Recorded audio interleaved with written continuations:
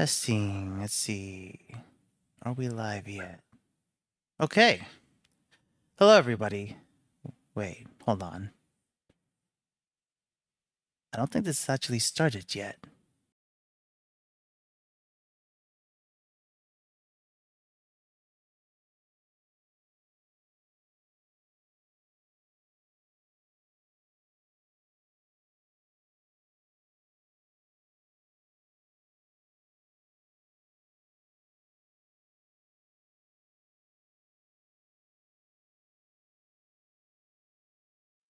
Ah, there we go. Okay, yep.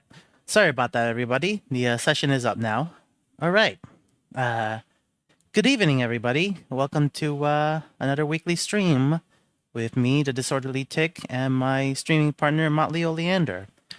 So, first of all, I just want to give everybody who's here a heads up that we are we have decided that because of the length of the types of games we'll be playing, we decided it would be prudent to stream for 3 hours as opposed to just going for 2 hours, so we could cover a little more ground each session than or compared to before.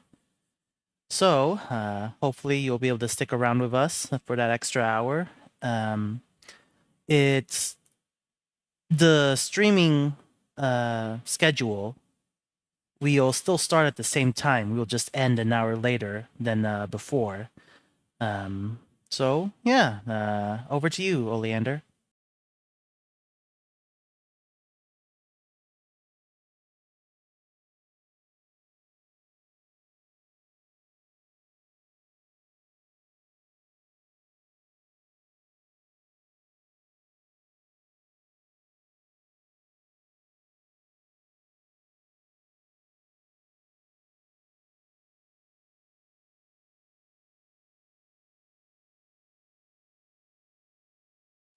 All right, here we go then. Let's see.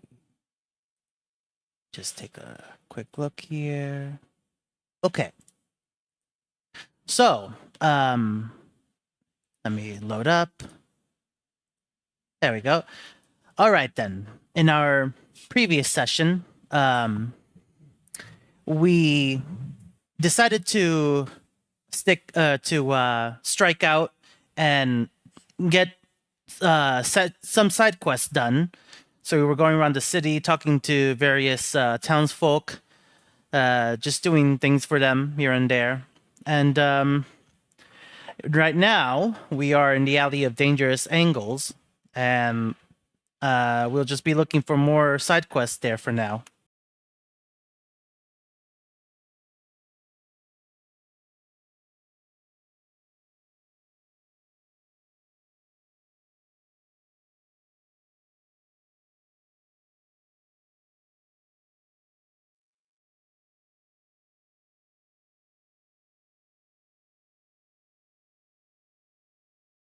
Yeah. Well, the name of the town is Sigil, but yeah.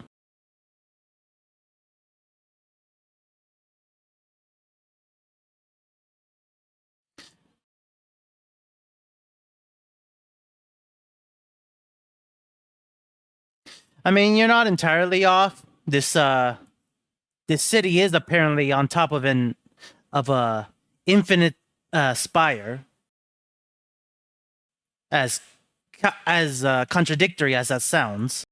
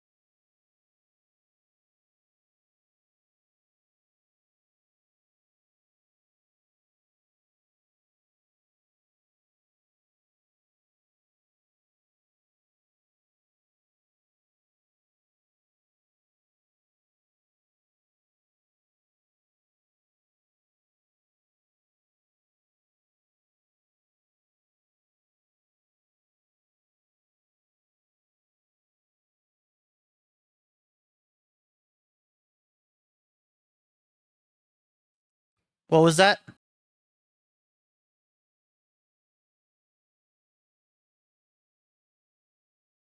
Yeah.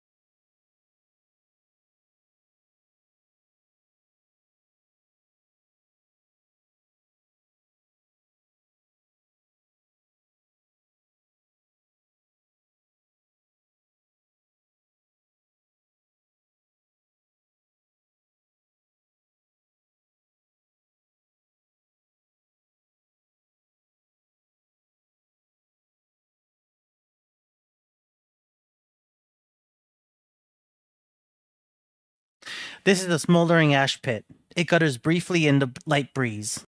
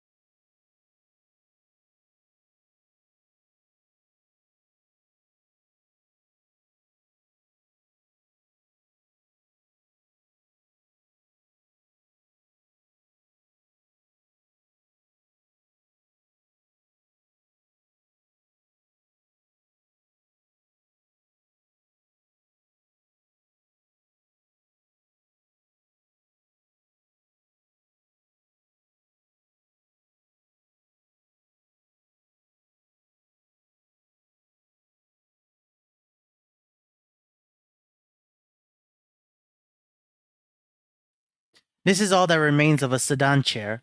There are still some bloodstains on it.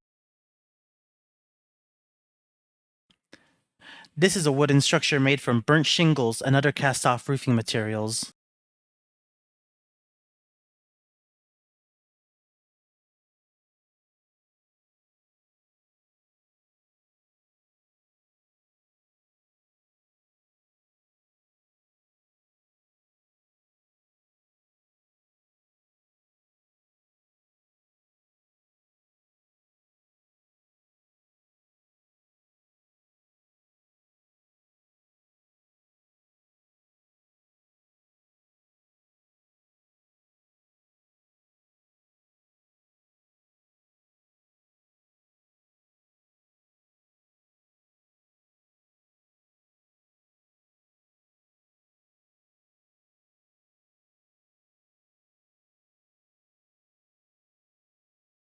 This is a very delicate-looking structure, ready to fall over with the first strong wind that comes its way.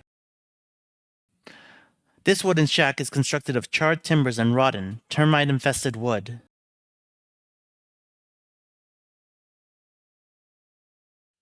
This is a crate of worthless perishables.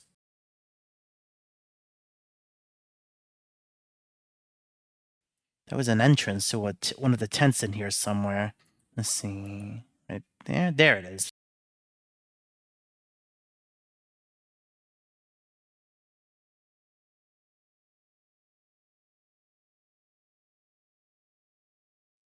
Gold ring. The exterior of this gold ring has a series of engravings on its surface, but you can't make out their significance. Whatever its past purpose, it might be worth quite a few coins to a local merchant.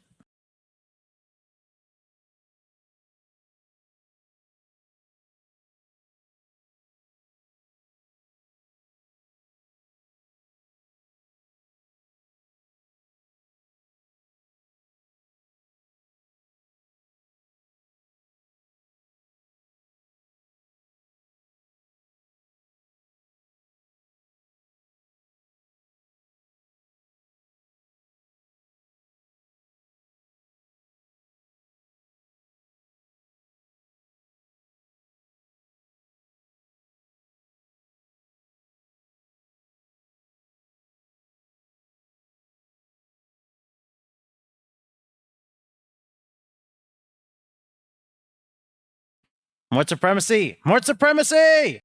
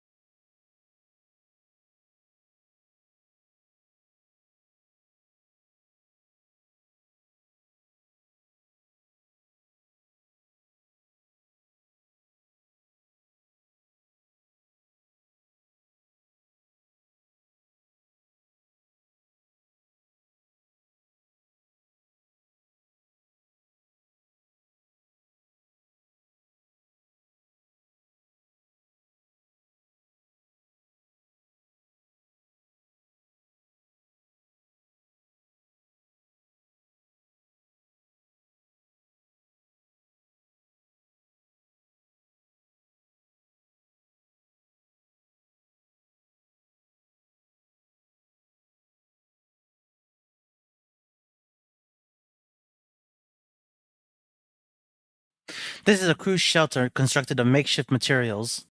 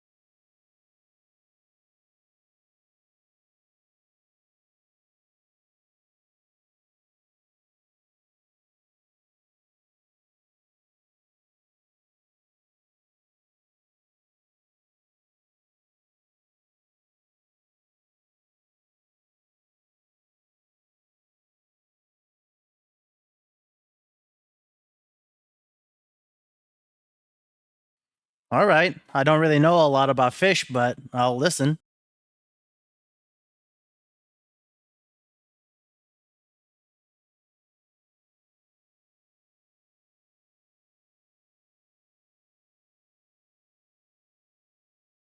All right.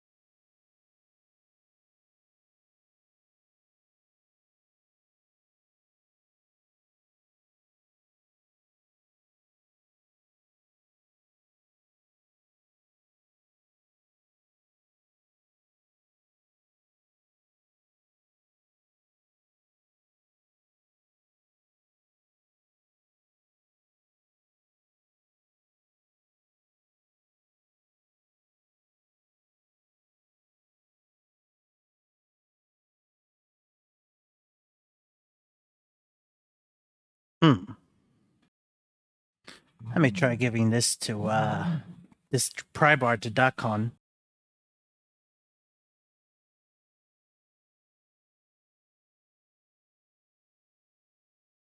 Oh, he can't even use it.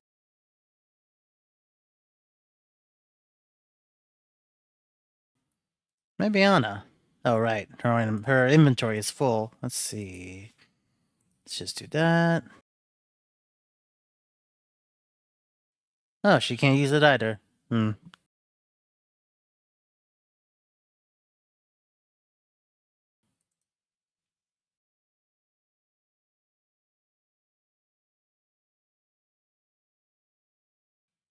Well, there's one more thing I can try. Let's see, this was it. If I pump up the nameless one.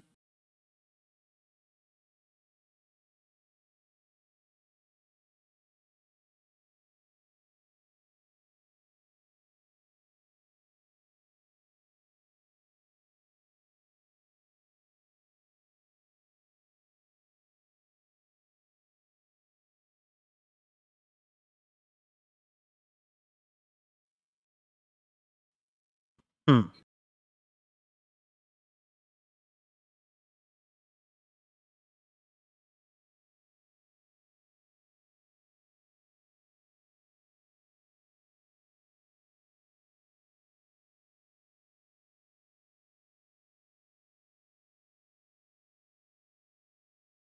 Hmm.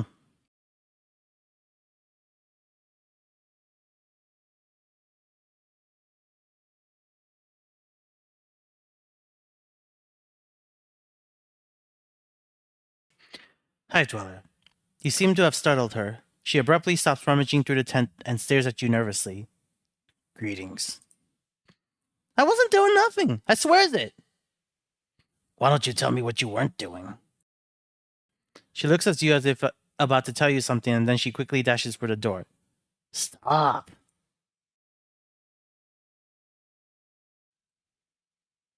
Hmm. Silver ring. This simple band of silver has no ornamentation. It may have once been a wedding ring.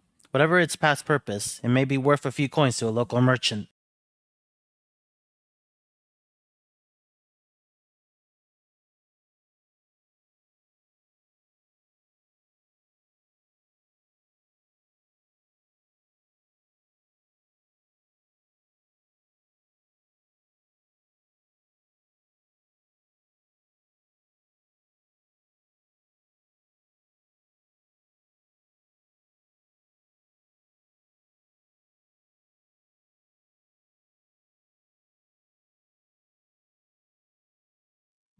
Gamlin. Hey! What are you doing in my tent? Greetings. You barge into my tent uninvited and all you have to say is greetings? On your way, Burke. Farewell.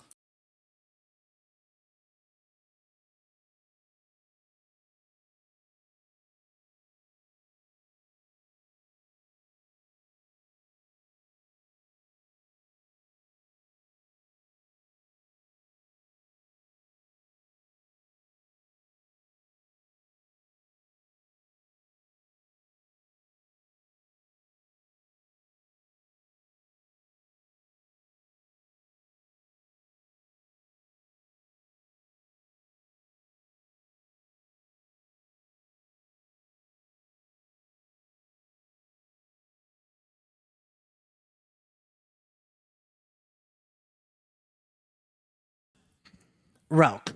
You see a young man dressed in plain but well kept clothes. He pauses in his pacing as you approach. Greetings. Ralph in trouble. Big. Help you do? What's wrong? Ralph forget rings intent. Friends need to magic with. No rings, be mad at Ralph. One ring brown, like Jink. Other shiny like mirror. Last is pretty and yellow. Bring for Ralph? I'll bring them back for you, Ralph.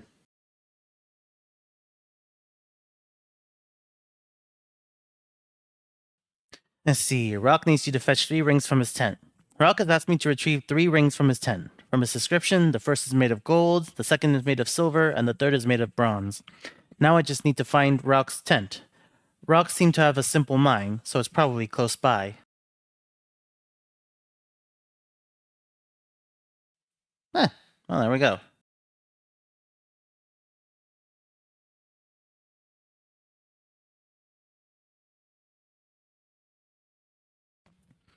Did you bring? Yes? I got all the rings. Here. You new friend of Rock now. Rock take rings now. Rock thanks new friends. Farewell, Rock.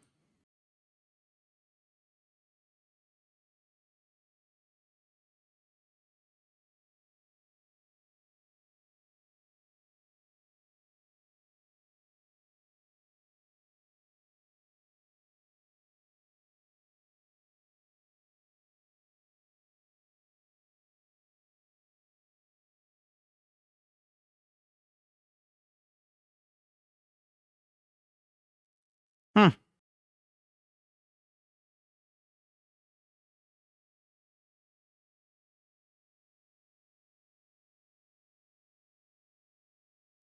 Gaudy ring. This appears to be a silver ring with a large stone of some kind mounted on to it. Maybe an engagement ring of some sort.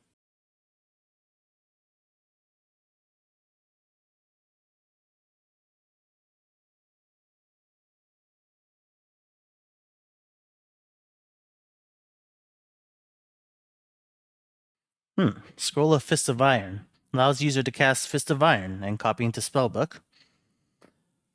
This spell gives the caster's fist the strength and durability of iron, turning it into a living weapon. Any punches the caster does will do more damage than normal. This spell works only on the Nameless One. When cast, all his normal punch attacks are +3 to hit and +6 to damage. The Nameless One cannot cast spells while the Fist of Iron is in place.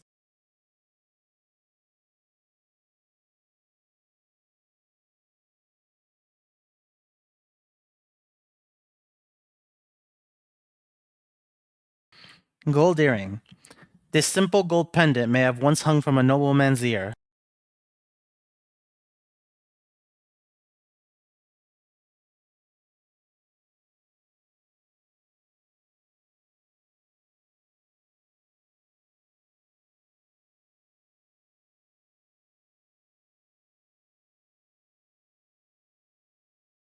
Scroll of Armor. Allows user to cast armor and copy into spellbook. Physical attacks shall be better thwarted as protection is granted to those who have none. This spell grants an armor class of 6 to the target. It is cumulative with dexterity bonuses, but nothing else. The spell lasts until the wearer sustains cumulative damage totaling more than 8 points, plus 1 per level of the caster. Plus 1 per level of the caster. Note that the armor does not absorb this damage. It only disintegrates after that much damage has been inflicted to it.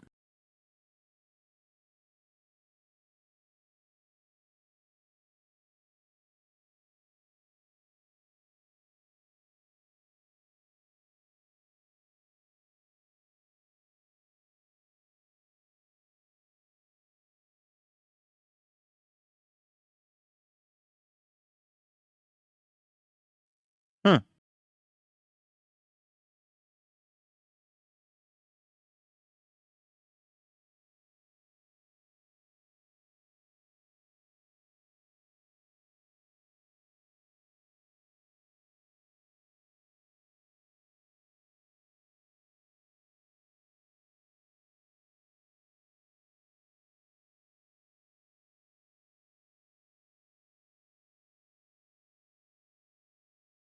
Okay.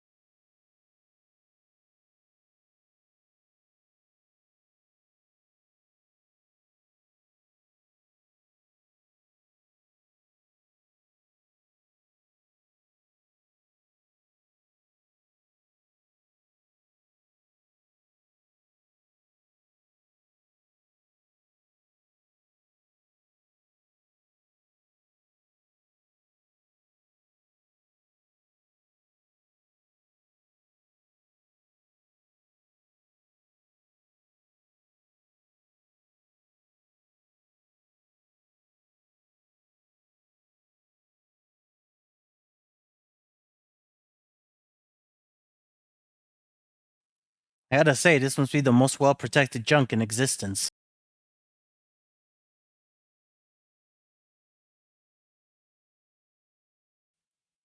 Hmm?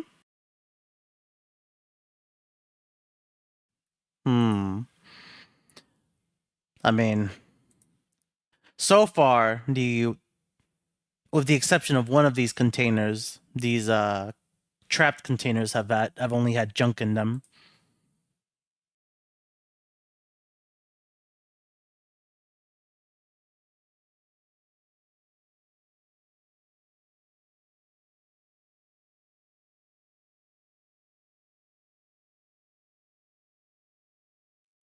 Okay, let's see. Is there anything else? No. And no. Okay.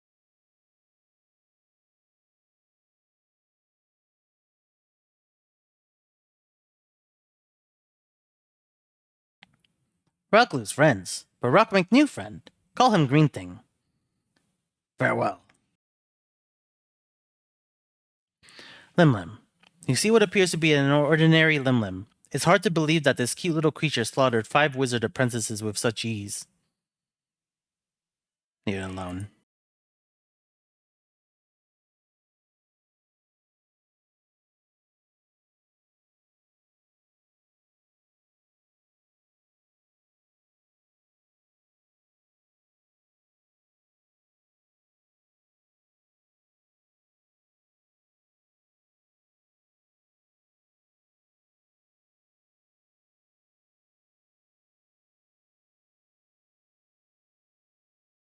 This old, singed building looks as if it might have once been a temple. Oh wait, no, I read that one already. Let's see. Ah, here's the entrance.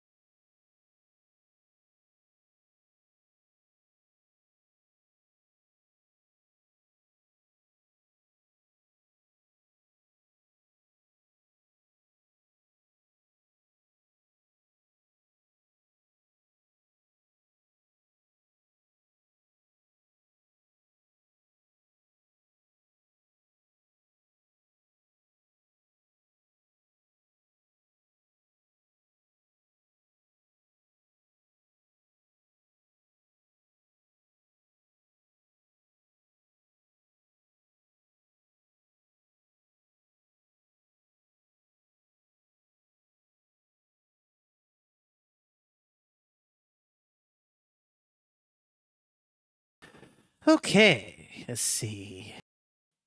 Oh, here we go.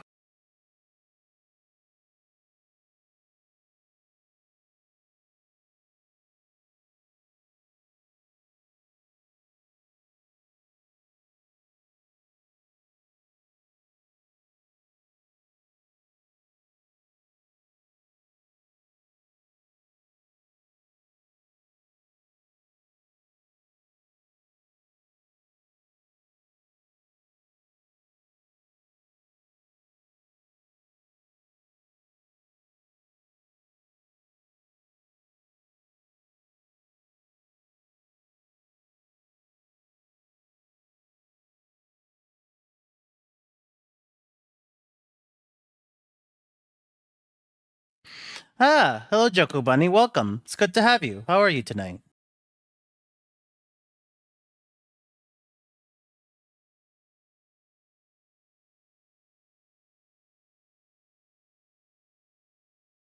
Mmm. You haven't made dinner yet?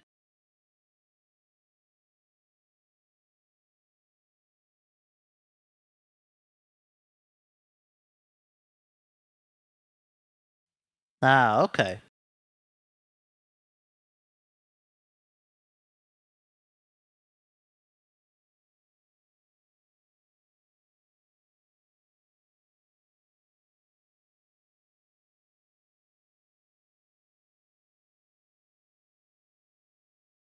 Oh, okay. It's been a long time since I've tried a turkey burger.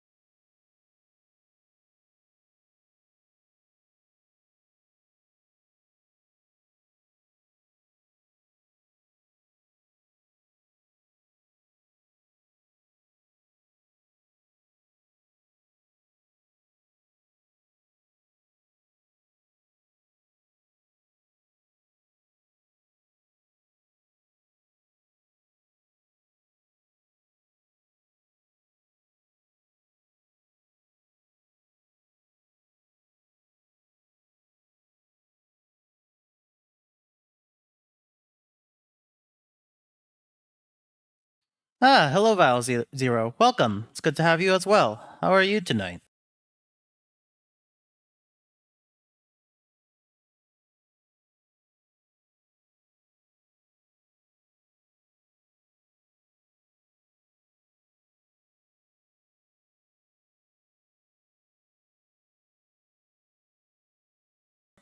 All right, Black Rose. This man moves with a frightening speed, and he seems only half there. His eyes burn out of his haze, and their madness pierces your heart. You. His voice is like a blast of cold air. Declare your allegiance. Do you hold for good or evil? I believe in aiding those less fortunate than myself. I choose good.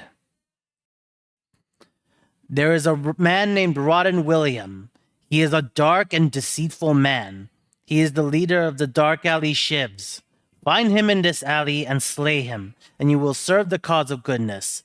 Fail, and evil shall rise. Refuse, and I shall slay you. Rodden William is already dead. I've killed both him and Cristal. We establish our philosophies now. A contest of arms.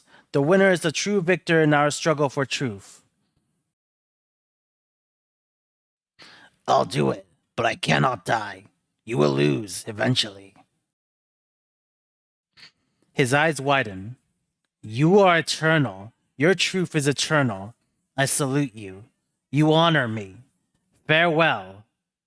Farewell. Let's see. Oh wow. Yeah, I did. Well, that's I guess impressive for her or unfortunate for you.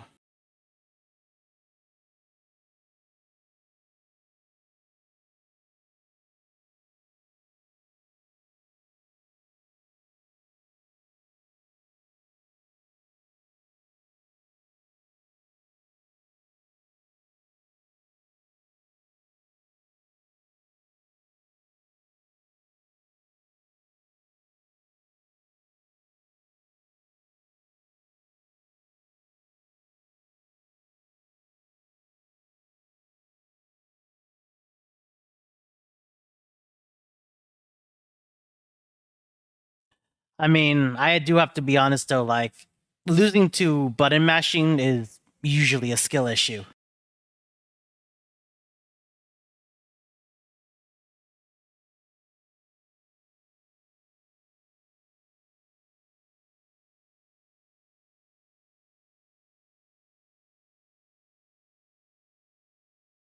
Yeah, I've never been a fan of fighting games myself. I've never been good at them.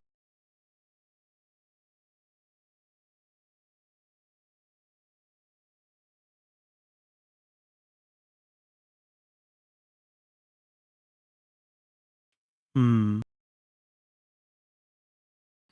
I mean, I personally don't fault anybody for, I guess, displaying skill or putting effort into something they enjoy. Like, there's definitely people who become condescending about it, and that's always an issue. But I guess just the act of being being good at something, like I'm usually not hung up on.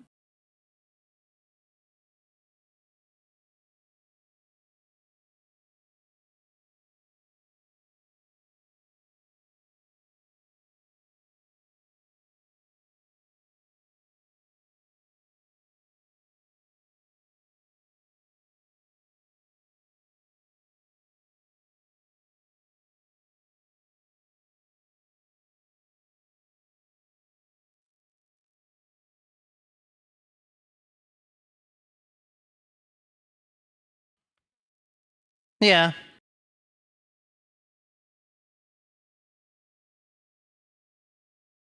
yeah, I've heard about that. But yeah, like I mean that's a good point.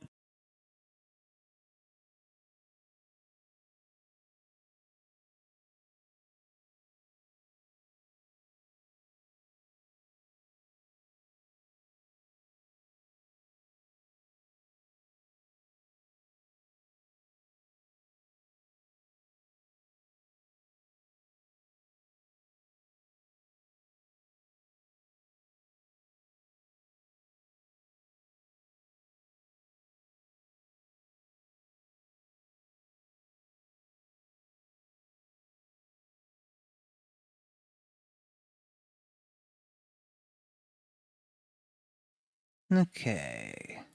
Now I'm just doing a loop around Sigil since it seems I cleared out the alley of dangerous angles, so I'm just taking a loop and seeing if there's anything else that I'm missing.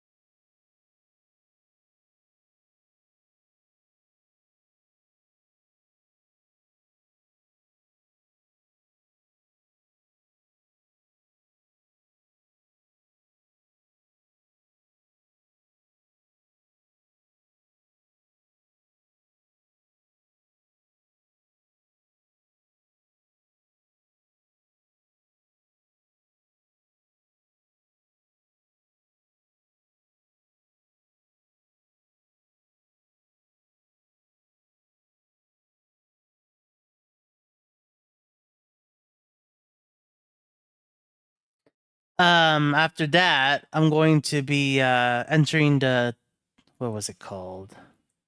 It was where the smoldering corpse bar was. I'll show you as soon as I get there.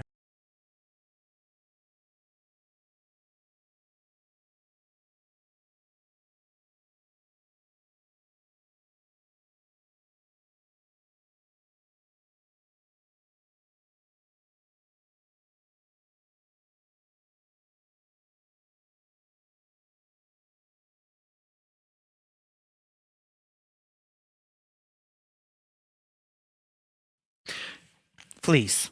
You see a man who's looking around at the buildings with some confusion. He looks lost and is mumbling to himself.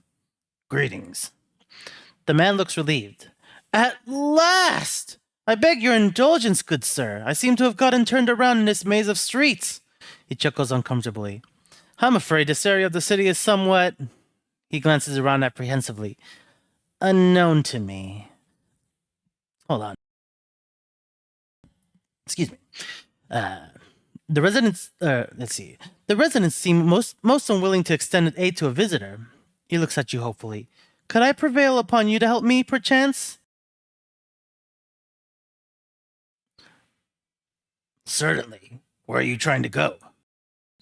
I seek the house of my aunt, Marguerite. Marguerite? Marguerite. There we go.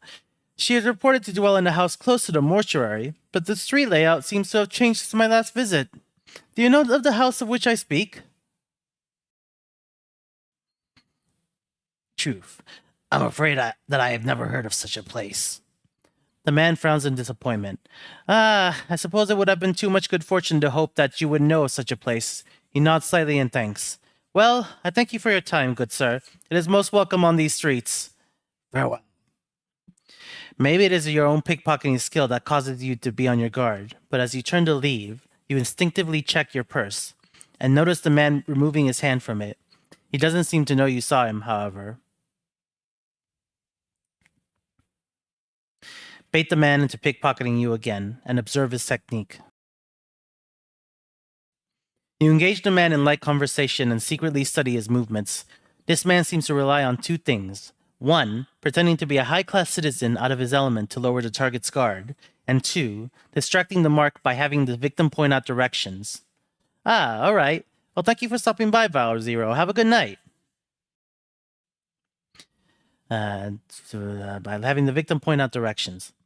When the victim turns to point at a street or landmark, the man skims the mark's purse and tucks items into his conveniently long sleeves. You make a mental note of his technique, just as he makes another grab for your purse. Grab his hand. You're not fast enough. He yanks his hand back before you can grab it. With a yelp, he bolts, running down the street. All right, then.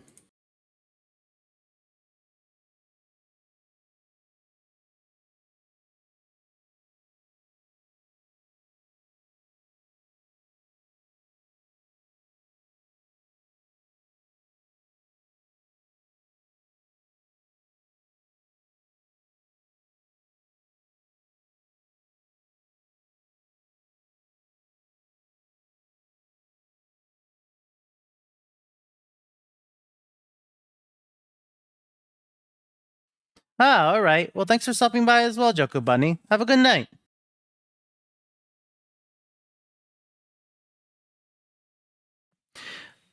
Porphyron. Every inch of this man's skin is covered in a web of black lines. It's as if some artist chose to accentuate every crease in his flesh with a quill pen. The overall effect is such that even when his face shows no expression, he appears to be frowning. Greetings. This one has a name. This one is called Porphyron. The man's voice is like a gong. He speaks. The lines on his face bend, or as he speaks, the lines on his face bend and settle into a series of spherical patterns. This one would know. Why do you address this one? I wanted to ask you some questions about the city. This one would have you know. This one cannot answer your questions. The lines on his face twist into angles, then split into a mess of scribbles. This one has only recently stepped foot in this place of walls. All right, then. But I have to ask you this. Why do those lines upon your face move? The lines show anger. Do you take offense? The lines slowly straighten, forming into gentle curves. No offense was meant. Will you accept the many apologies of this one? No offense taken. Why are you angry? This one tells of event recent. Did you know this one was beset by 3? The 3 demanded an item of this one. This one feared an attack. What does this one do? This one surrendered the item. Well, you were right to be afraid. If there were 3, then they might have killed you had you not given up the item. This one has been misunderstood. The lines on his face become angled, then smooth into curves again. This one did not fear being killed. This one feared killing the 3. Well, if you could have killed them, then why did you let them rob you? This one walks the path of a warrior. Many weapons have walked with this one. The fist, the blade, the stave, the hatchet, the smiter. These tools are all known to this one. That's not much of an explanation. Again, if you're a warrior with that much training, why let them rob you? This one is forbidden to attack.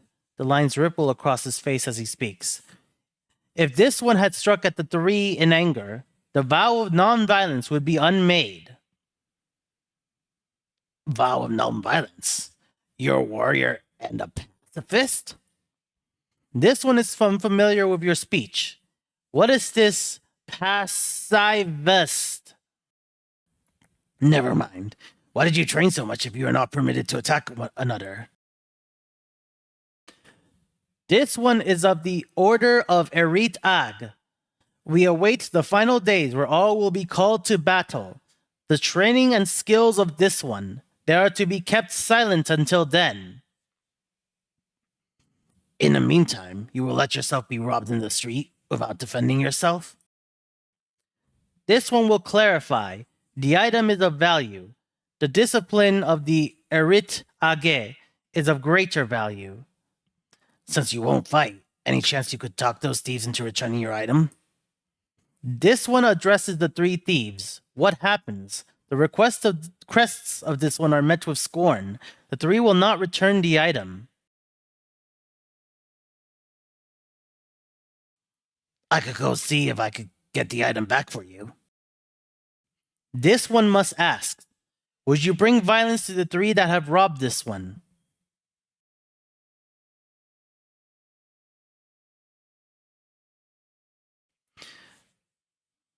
Well, if they aren't smart enough to hand it over when I ask, things could get ugly.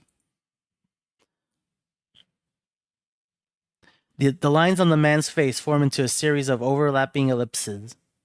If that is the message they understand, then that is how the message may be conveyed. All right, then. What is this item you've lost? The item is this, a rope of black and red prayer beads worn around the neck. The worth of these beads is not measured in copper. The worth of these beads is measured in faith. All right, then. I'll see if I can find this necklace. Do you know where these three thugs might be? This one knows where the angry words were traded and the item lost. By the bar that burns inside, the three were outside the place, dressed in black and red. Three robbers, dressed in red and black, outside the smoldering corpse bar. I'll go find them. Farewell.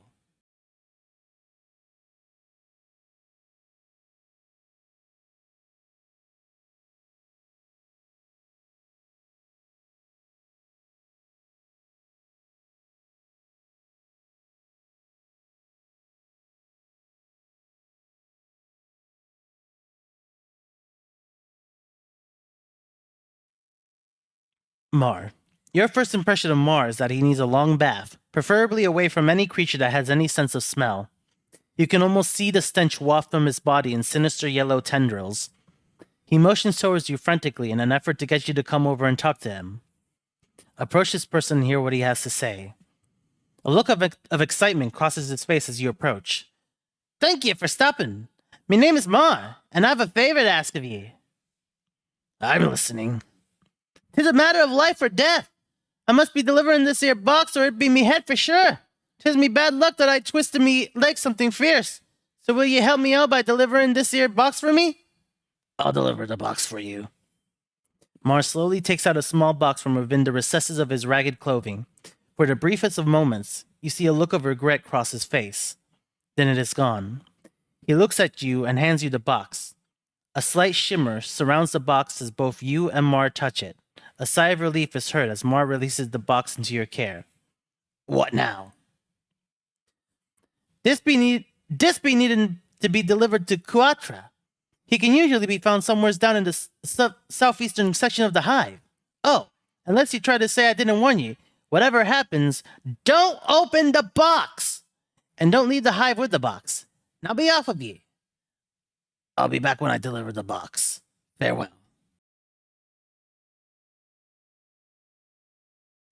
Oh, that's obviously a cursed item of some sort.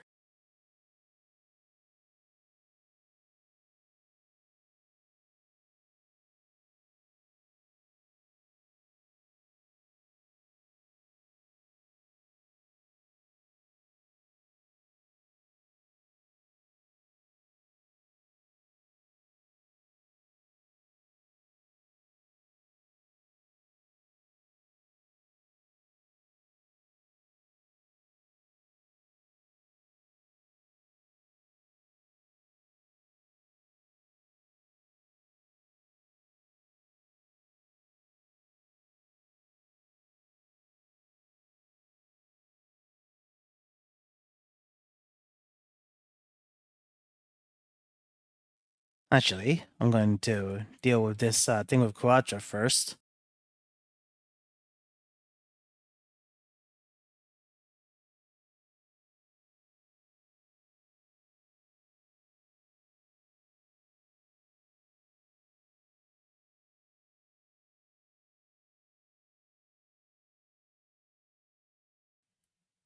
You again! I thought I told you not to bother me. I was told to deliver this box to you. Well, why didn't you say so in the first place? Let's see what you got for me. I'm sure it'll need to be inventoried. Mar told me to give this to you. As you hold the box out for him to take, Quatra's expression turns from one to interest to that of intense horror. No! Please, get it away from me! I don't understand. Why are you afraid of this box? I said, get back! Death! Evil! Had to do more! Couldn't take it anymore! Please! Take Nebraskan! Live southwest! Hive! Me! No! Apparently, the sight of the box is just too much for him as he runs screaming from the building. Wait! What am I supposed to do with?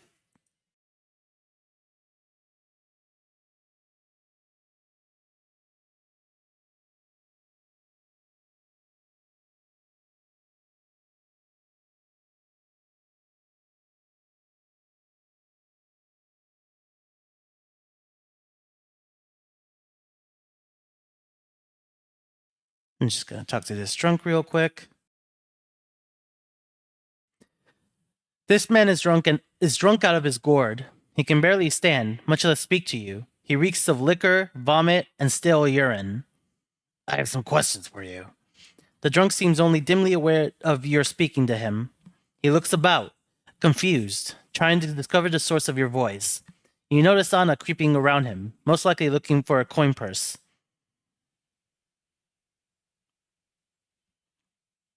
Leave him be.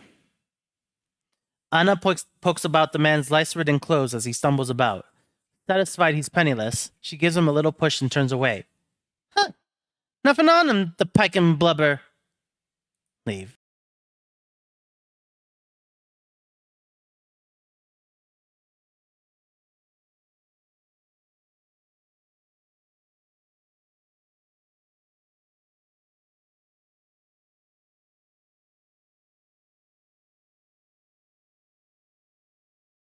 Oh, I have to level up. Forgot about that. There we go. Okay.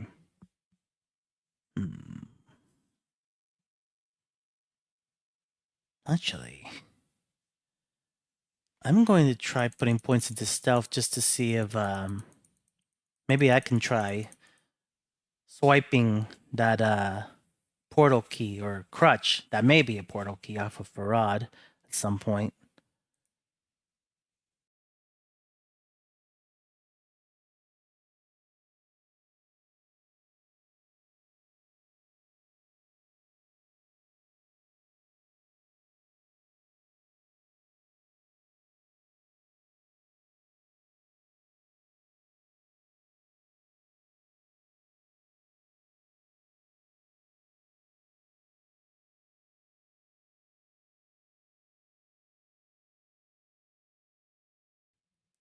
What? You again? Unless you have some business with me, I suggest you leave my house immediately. I was told to deliver this box into your care. Well, why didn't you say so? So hand it over and you can be on your way. As you present the box to Braskin, his expression changes from one of anticipation to that of amusement. Whoa there! I won't fall for that trick a second time. Put that thing away and leave. I don't understand. Why won't anyone take this box? First Quatra, and now you. Did you say Quatra? Braskin lets out a great bellow of laughter. Why? That's the fellow who bought the box off me. Thought he got the best of me when he bought it. I guess he figured the gem alone was more than worth the price he paid me. Poor fellow didn't realize what he got himself into till it was too late. Just what's so horrible about this box? You mean you really don't know anything about that box you're holding? Well, I guess it won't hurt to tell you what I know. First off, so you don't get any ideas in your head, the curse on that box only affects the current owner of the box, and to be the owner of the box, you have to willingly take possession of it.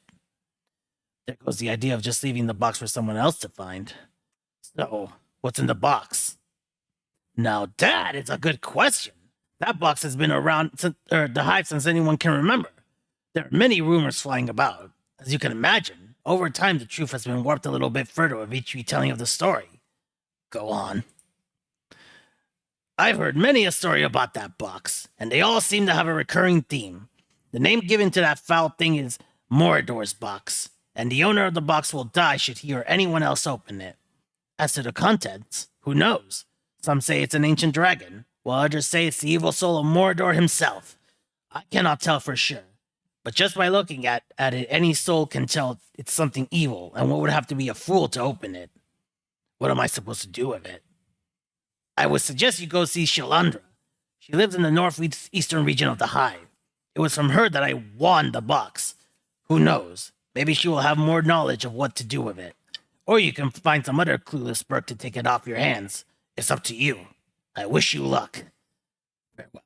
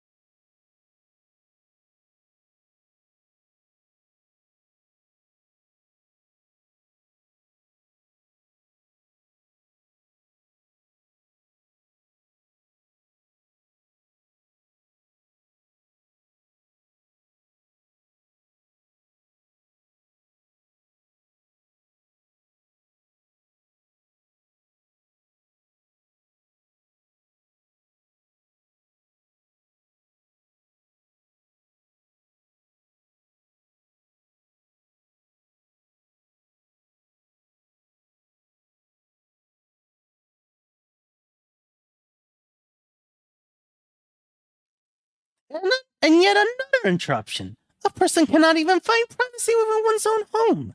Please leave before I summon the guards. Or better yet, I'll try out a new spell I've been toying with.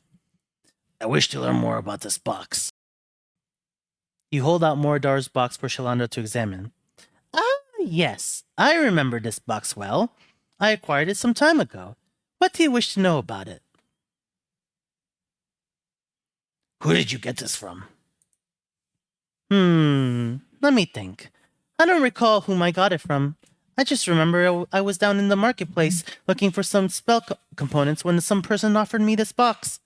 After testing the box, I found it to be cursed, but was intrigued by the spells woven into the box, so I purchased it anyway.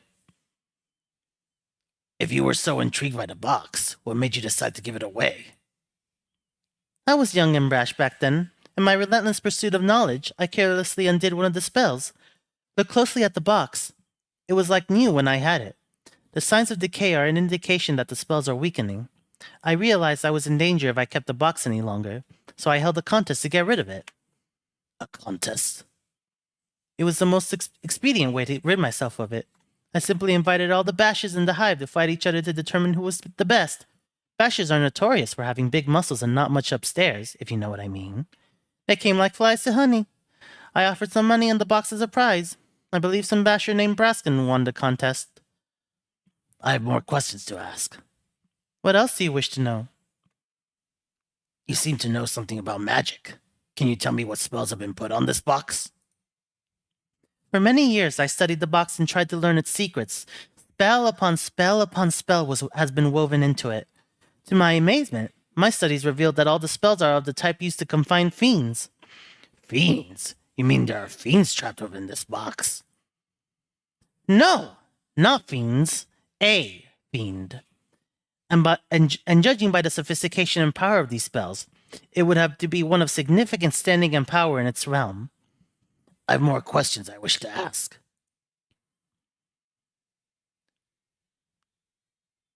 Do you know the history behind this box? The only thing I have been able to learn is its name. It is called Morador's Box. As to who this Morador is or the origins of the box, I do not know. I have more questions I wish to ask. Can you safely remove the spells on this box?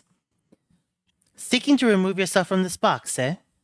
That spell is the worst of them all. Basically, that particular spell draws energy from the current owner of the box and uses it to power one of the spells of confinement. That isn't the worst of it. The fiend inside can smell this energy and would more than likely hunt down that person should it escape. It's really a no-win situation to own that box. Either it drains you dry of your energy, or the fiend within kills you. I see. If you don't mind, I'd like to ask you some more questions. What else do you wish to know? Is there a way to safely dispose of Mordor's box without hurting anyone? I am not strong enough to fight or banish such a creature. It's been ages since I've been there, but there was a cathedral located in the middle of the Alley of Dangerous Angles. A priest or someone who gains their power from a higher source might be able to help you. You've been a great help. Thanks.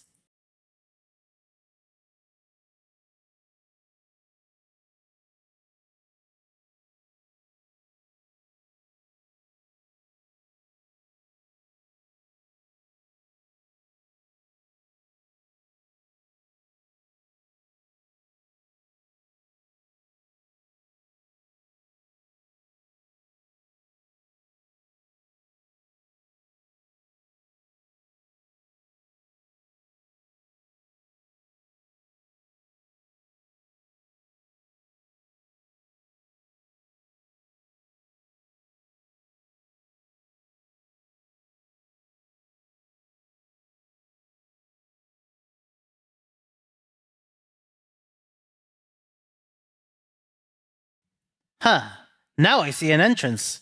I don't know if that was there before, if I and I just missed it, or if it only appeared because I have this box now.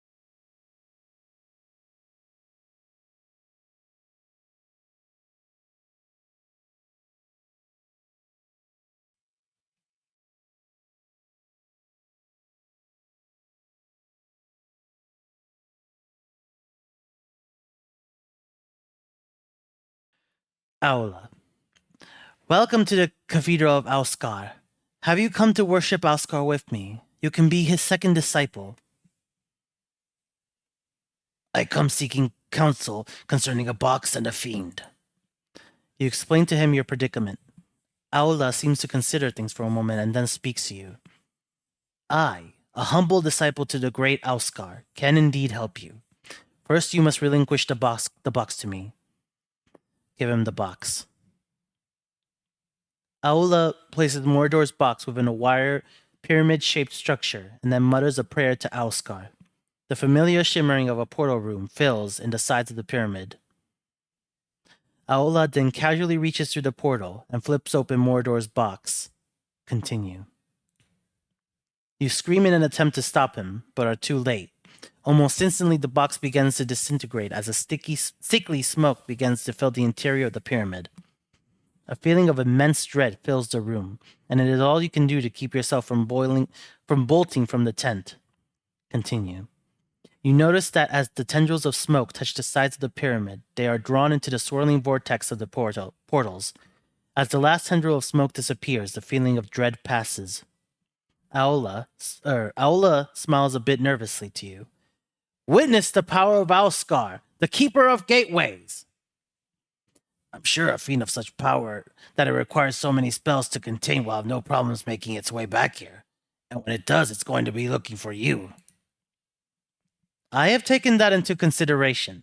You see, each side of the pyramid contained a portal to a different plane. In effect, I scattered its essence far and wide across the multiverse. Did you know there are races out there that consider demons a sort of delicacy? He begins to chuckle softly as he reaches into the pyramid and sifts through the ashes of the box, removing the gem that was attached to it. Payment for my services. I will use this to help rebuild my beautiful cathedral. Keep the gem. You have more than earned it. Farewell. No muss, no fuss.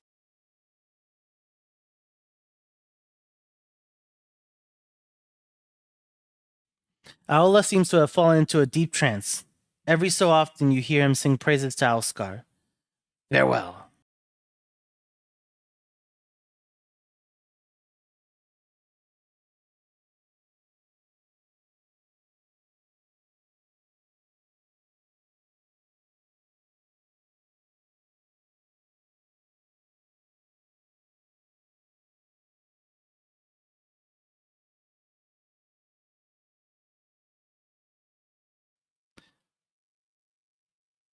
Hold on.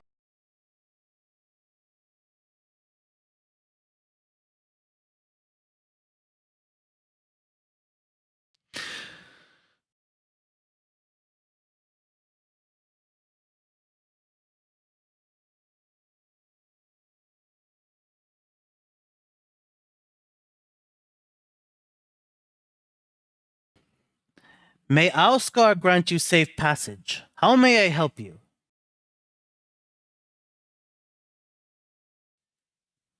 Tell me more about Outscar. Aola's voice takes on a tone of adulation. Alskar is the keeper of gateways. Within Alskar lies the power of portals, doorways, and opportunity. Sigil, also known as the City of Doors, used to be the home of Alskar until he was cast out by that accursed lady. Now there are few worshippers of Alskar here because the lady forbids it. That will soon change, however, as I help the people to see the greatness of Alskar. She cannot stand against the will of the people. Why are there no other disciples of Alskar?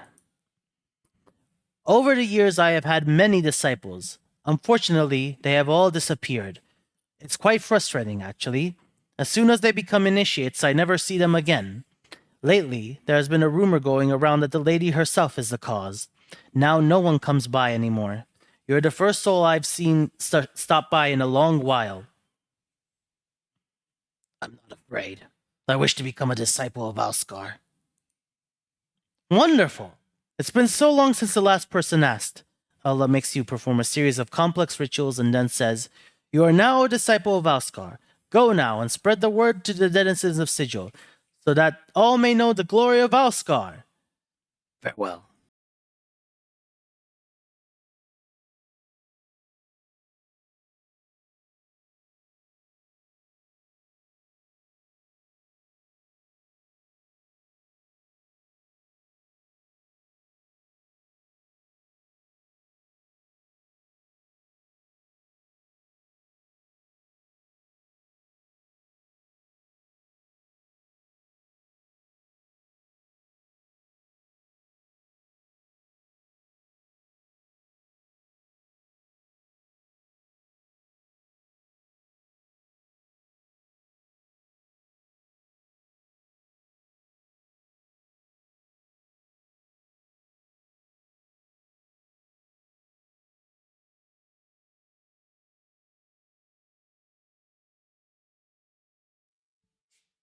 Flayer's Maze. And I got an achievement, Lady's Gaze. Drew the lady's gaze and got mazed.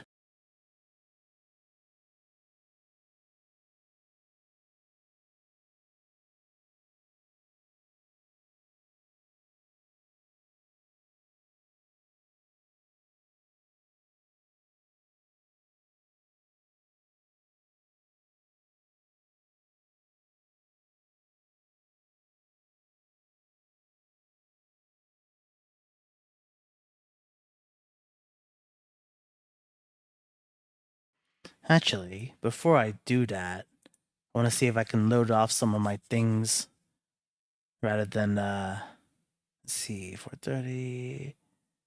And let's try this.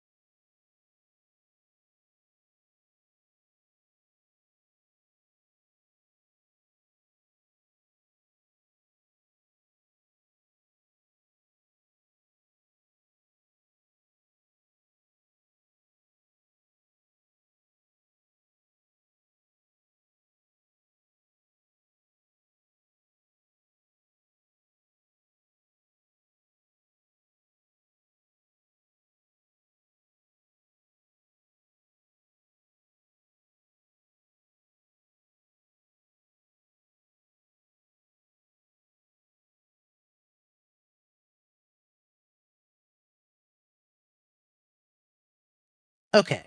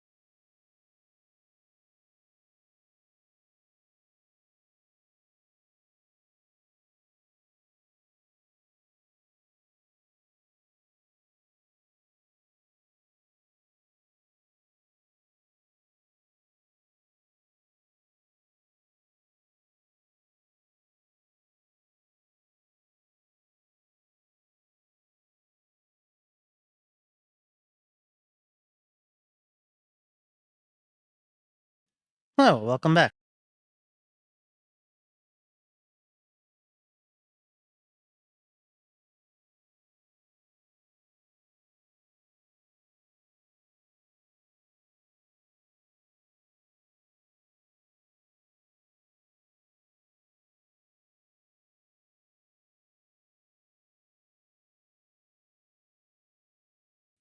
Hmm.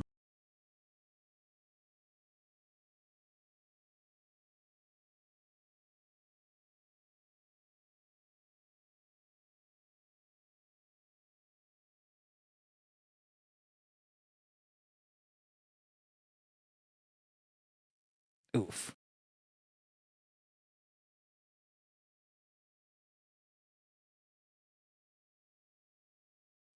Hmm.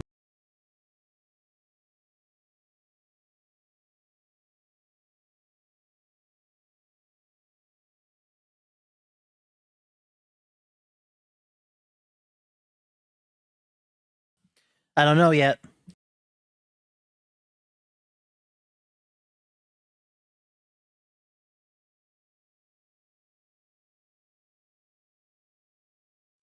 Right now, I'm just scouting it.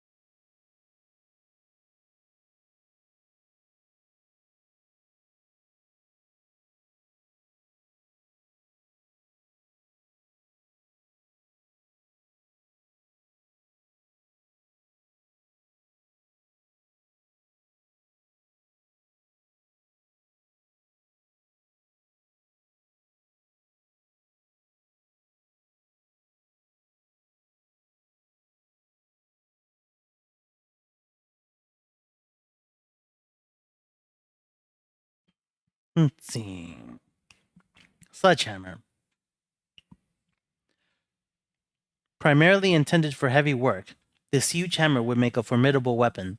Both its head and haft are crafted from a strange, jet black material that smells faintly of sulfur and leaves a curious ash like residue upon everything it touches.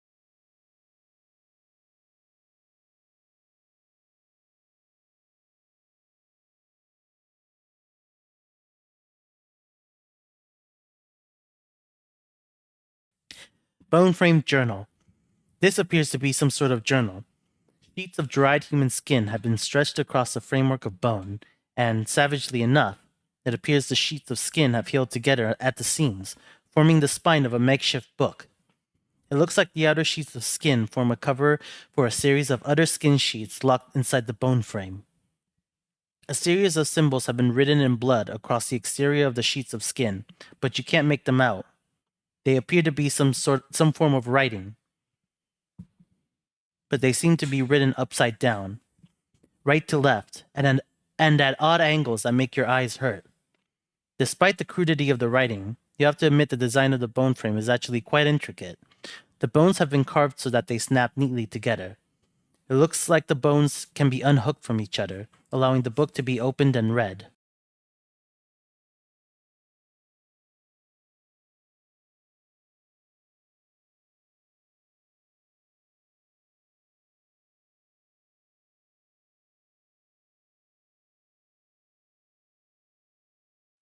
Examine the exterior. Oh, so far just the same stuff that was in the item description. Examine the skin. The skin looks to be the same pallor as yours. Its scarred gray surface reminds you of a zombie's hide, and the pages feel more like cured leather than skin. Examine the frame.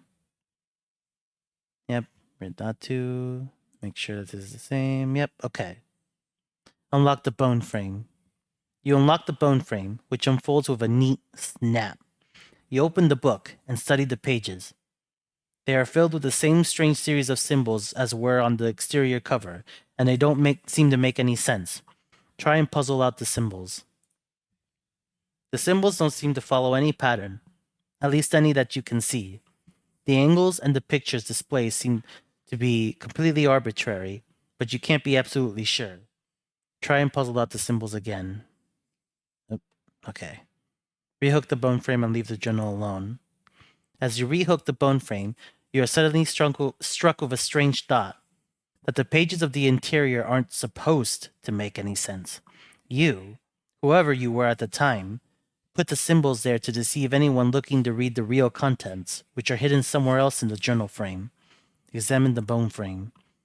You examine the edge of the frame, and you notice that one of the bones has a hairline fracture around one of its ends. You put your hand over the edge and twist off the top of the bone, revealing a hollow space. Inside the space is a small, rolled up scrap of skin. Pull out the skin. Read it. This scrap of skin is covered in writing. It looks like someone kept writing over it, again and again, until it is almost illegible. Nonetheless, you can make out some of the words and some of the symbols.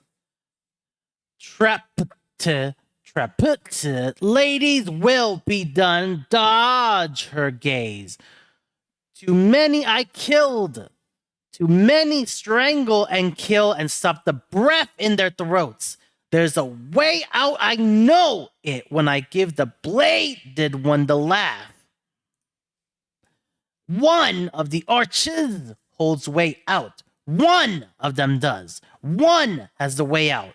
Can't just keep going through them one at a time, maybe. Maybe I should go through one, then walk back into the same portal without.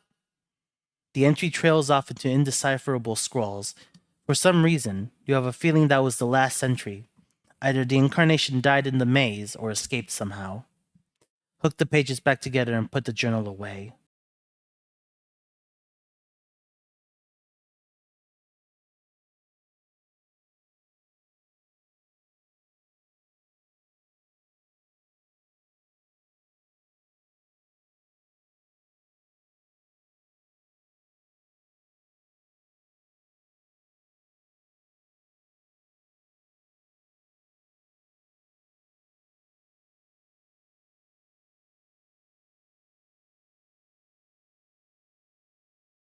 Oh, I found one of my journals. Apparently, there are several of them lying around. I'll have to make sure I keep an eye out for more of them. So yeah, I guess that was one of my journals that I just picked up.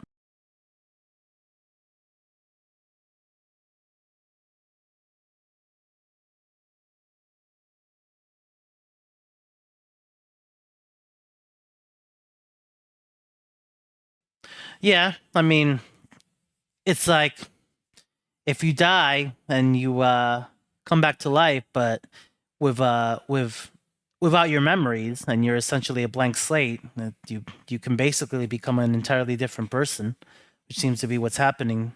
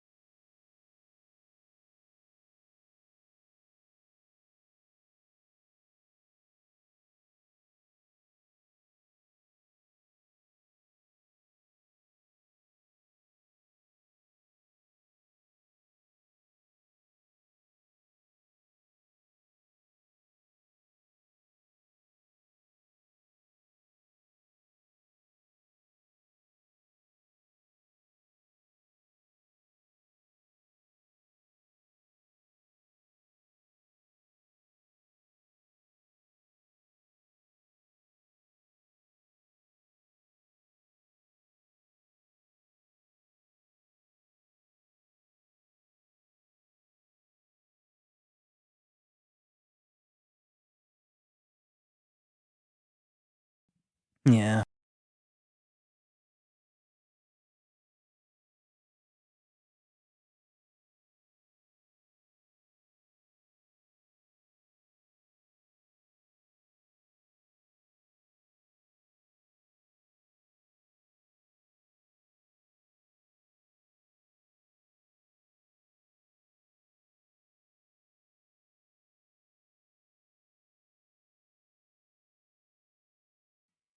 Okay. So chances are one of these portals is going to lead me to a place that I can't otherwise reach. Let's try this one again. Not that one.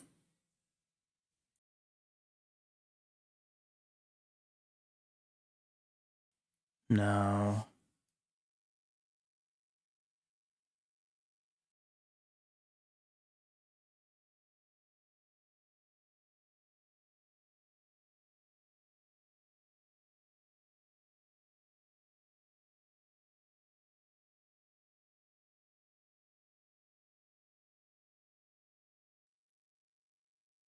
I think I see.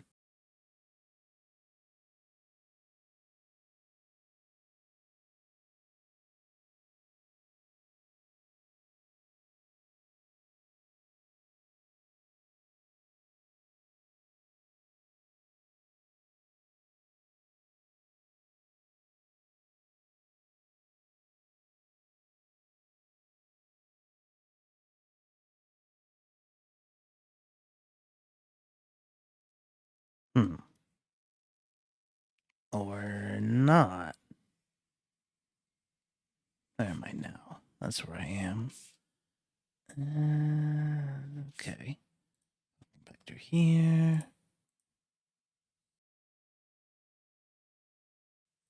Oh, okay.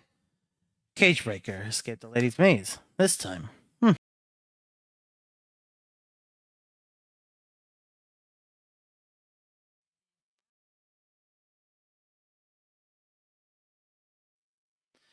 So it seems that a previous incarnation did end up being imprisoned by the lady in that maze.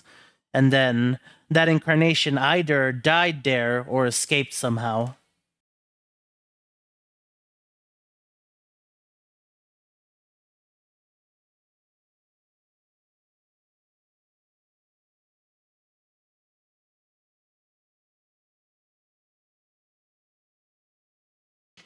Well, what I've heard about the Lady of Pain from, uh, I think this was during the fourth edition of Dungeons and Dragons. I read a source book once that had a little bit of information on Sigil, of about Sigil on it.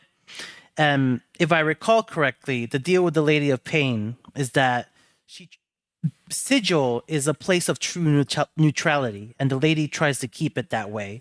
She tries to make sure that there's a perfect balance between law and chaos and evil and good.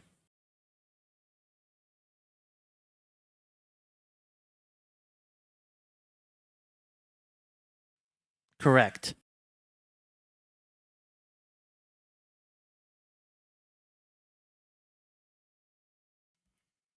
Let's see. May Ausgar grant you safe passage. How may I help you? What happened? One minute I was becoming a disciple, and then the next thing I know, I'm stuck in some kind of maze. It sounds as if you were portaled somewhere. Only experienced followers of Alskar and the lady could do such a thing. This might explain the disappearances of my other disciples. I must contemplate on this. Please leave. Farewell.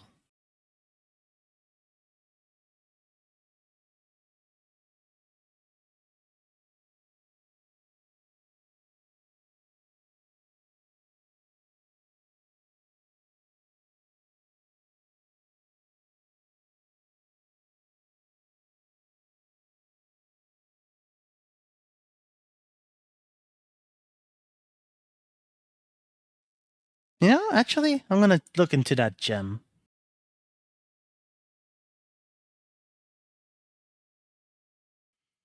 I'd like to purchase that gem you took from Mordor's box. Luckily for you, I haven't had the time to sell it yet. I'll let you have it for the bargain price of 300 coppers. I'll take it. May Elskar, the god of portals, doors, and opportunity, smile upon you. Farewell. Mordor's Ruby. This is a fairly large ruby recovered from Mordor's box. Gems of this quality are valued by practitioners of the art as a component for various spells.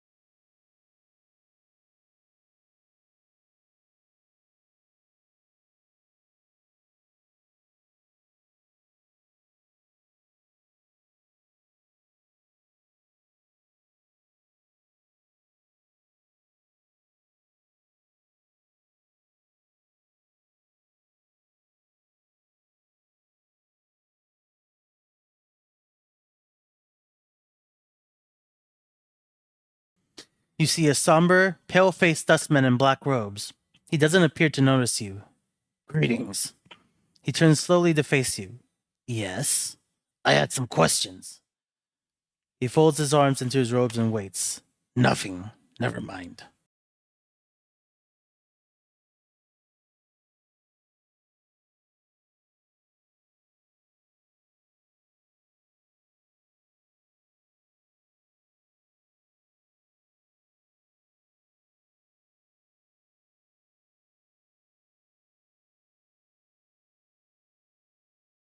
Right now, I'm trying to find Mar. Not sure where he could have actually gone to.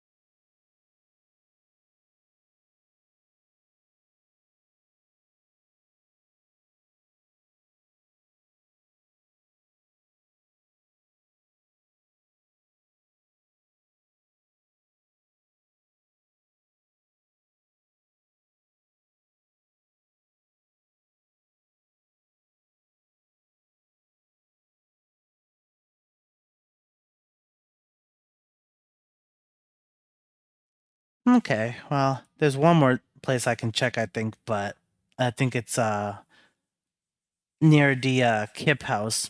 So I'm going to go back there later. Or I'll check there the next time I pass around there.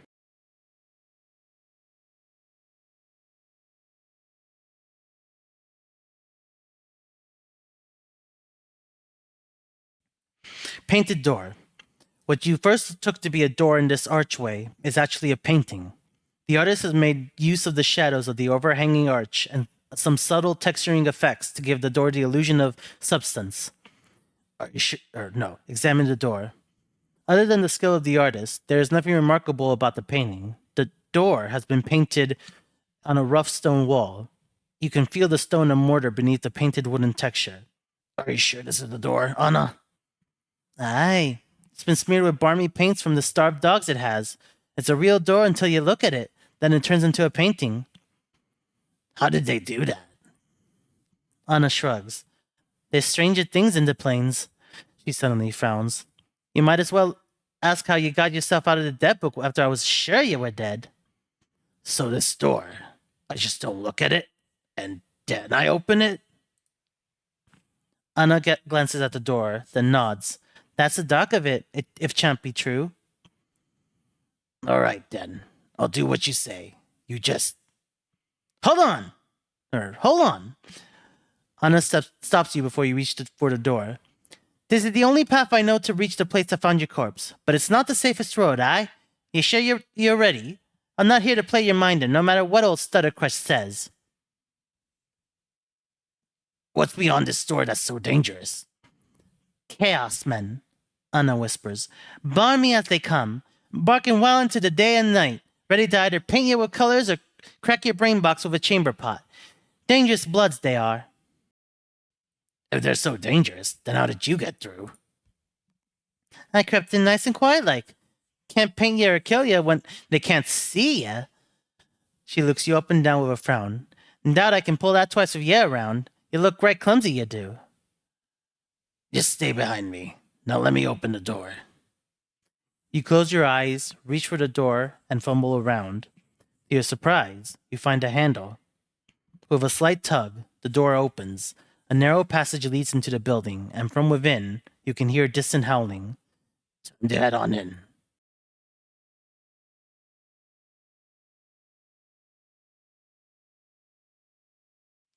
Oh, actually, let's see. There was something else I had to turn something in for, I think. That's right, this, Porphyron's necklace. So I can actually do that right here. So let me go ahead and do that first.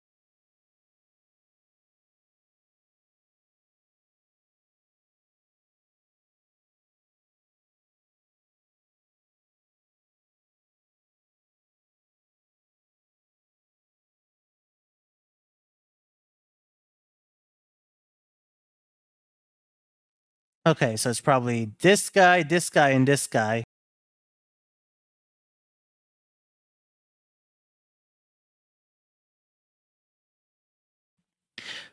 You see a heavy-set looking man. He has a stone-faced expression. Greetings. The man looks at you for a moment, grunts, then raises his hand, revealing a wicked dagger. He smells evilly and begins twirling it in a menacing arc. Attack him.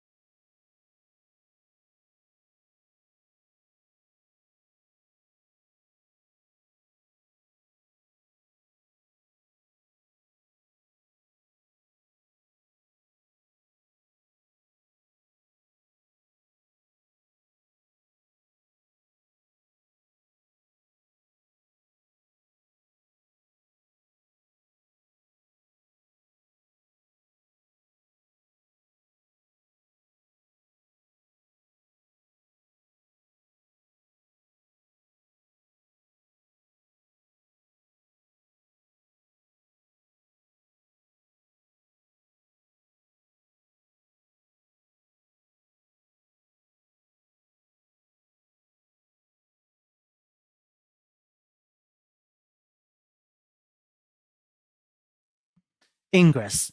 You see a haggard woman wrapped in rags. Her hair is disheveled and dirty, and her complexion is extremely dark. Burns cover her arms, and her right hand is a fused lump of flesh. It looks melted, like wax exposed to a great heat. Greetings. What is it you want of me? The woman's accent is thick, and you are having difficulty making out what she is saying. You wanted me to leave? Not leaving this city, so I'm not. I can't. Tried. It's not a city. It's a prison to everywhere. Everywhere? There's worlds. There's... Her eyes gleam madly. Plains that be sinking sands. Fields thirsty nettles be. Sightless worlds where your limbs are given life and hate. Cities of dust whose people are dust and whisper ash. The house without doors. The twilight lands. The singing winds. The singeing winds. She starts to sob quietly, but she seems all out of tears. And shadows. The terrible shadows there be. What are these places? Where's them places? She flings the lump of her right hand in an arc, gesturing at the cityscape. They's all here be. Doors here to everywhere. Doors? You're not knowing this? She squints at you, and her teeth start chattering. Tell you I will. Beware every space you walk through or touch in this thrice-cursed city. Doors, gates, arches, windows, picture frames, the open mouth of a statue, the spaces between shelves. Beware any space bounded on all sides. All these are doors to other places. What do you mean? Every door has a key, it does. And with this key, they show their true nature. An arch becomes a portal. A picture frame becomes a portal. A window becomes a portal. All eager to take you someplace else. They steal you away. He raises the lump of her right hand. And sometimes what's on the other side takes part of you as a tithe. What are these keys? The keys number as many as the doors of the city. Every door a key, every key a door. Her teeth start chattering again, as if she is cold. And the key is? A key is anything. It may be an emotion, an iron nail held between your second and fifth fingers. A thought thought 3 times, then thought once in reverse. Or it may be a glass rose. And these are all keys that open these doors? Yes. Her teeth start chattering as she clenches her mouth close and squints her eyes. Yes. Can leave. How did you get here? She seems to calm slightly, and her eyes take on a 1,000-league stare. Came from a place else from here, almost a life ago. Hummed a tune by a glade with 2 dead trees that had fallen together. A brilliant door opened into space between the crossed trees, showed me the city on the other side. I stepped through, ended here. Why can't you go back? Tried! She tries to sob again, but knows tears come. Tried! All doors here lead to other places. She shudders and grips her melted right hand. Went through thrice 10 portals. Some a purpose, some a accident. None of them right. Can't find way back. There must be a portal that can take you back. Can't even leave here. The square. And there, the place of death behind the gates waits for me. She points at the mortuary behind the gate, then turns back to you, her face desperate. Can't go anywhere in this city. You can't go anywhere. What do you mean? Anything could be a door. Any arch there, any door here could be a portal. Don't know the key. Could get us sent to another horrible place. Her teeth start chattering again. Got to stay away from the closed spaces. All could be doors. Could have a key on me, and I not be knowing it. You're afraid to go through any door or arch because it might be a portal? She nods, her teeth chattering. How long have you been afraid of this? She squints. Since the last time I walked through the last portal, the place where my hand... She stops. Since my 10th turning. I'm in me 10th turning that now. Her teeth began chattering again. 30 years? You haven't walked through any door for 30 years?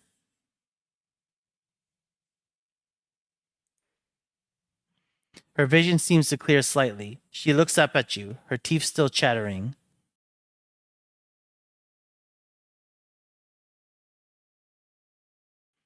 If you got here, there must be a portal that can take you back. It's only a matter of finding it. She smiles. Her teeth aren't chattering because she is cold. They are moving around inside her mouth, her gums twisting as the teeth shift about. They rise and recede as you watch, chattering as they rattle against each other. What? She hisses at you. Only takes one portal you steps through an accident to drive the fear into you. I went through thrice 10, lost my hand, burned my flesh, and lost my sense. She looks at her feet. No more! No more! I'm sorry. If I can find some means to help you, I will. Farewell.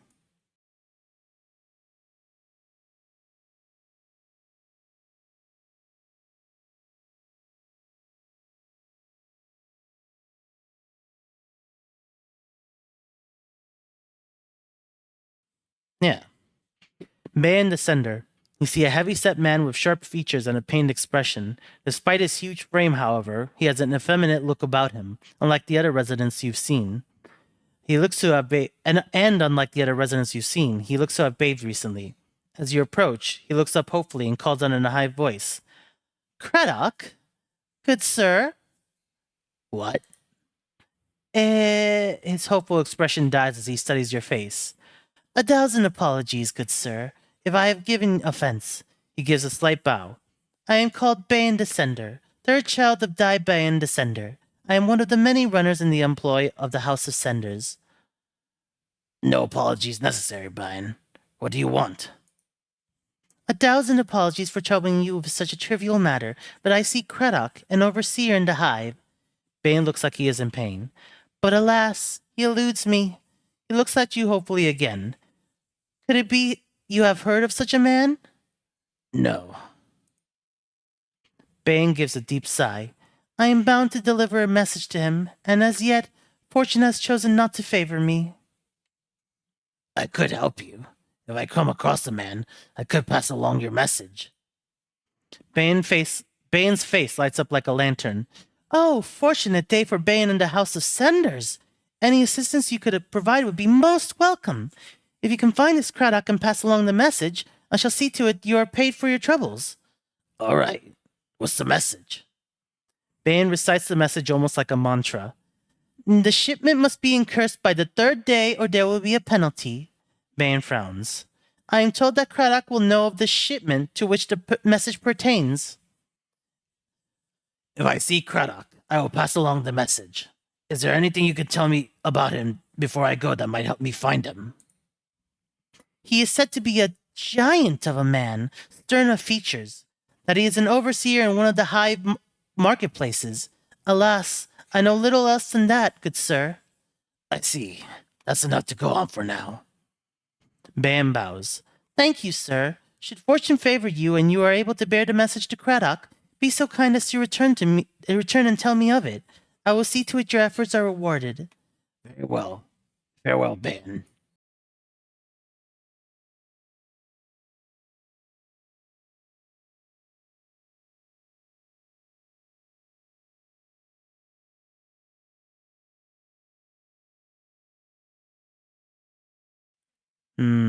This is where I hoped there would be a house that Mar would be inside of, but it doesn't seem that that's the case. Or there doesn't seem to be any houses here, aside from this flop house, but I'm pretty sure he's not in there.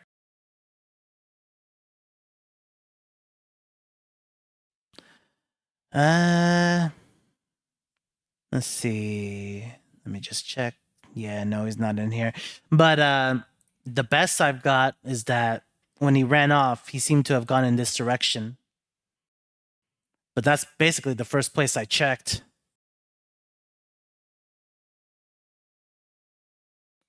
I do need to be here to find Craddock anyway, so I guess it works out for now.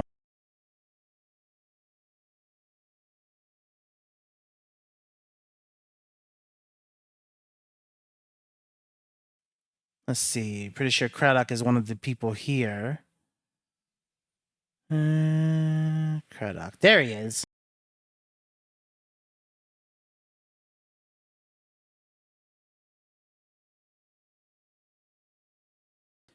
You see a huge man walking the area with a tight-lipped frown and narrowed eyes.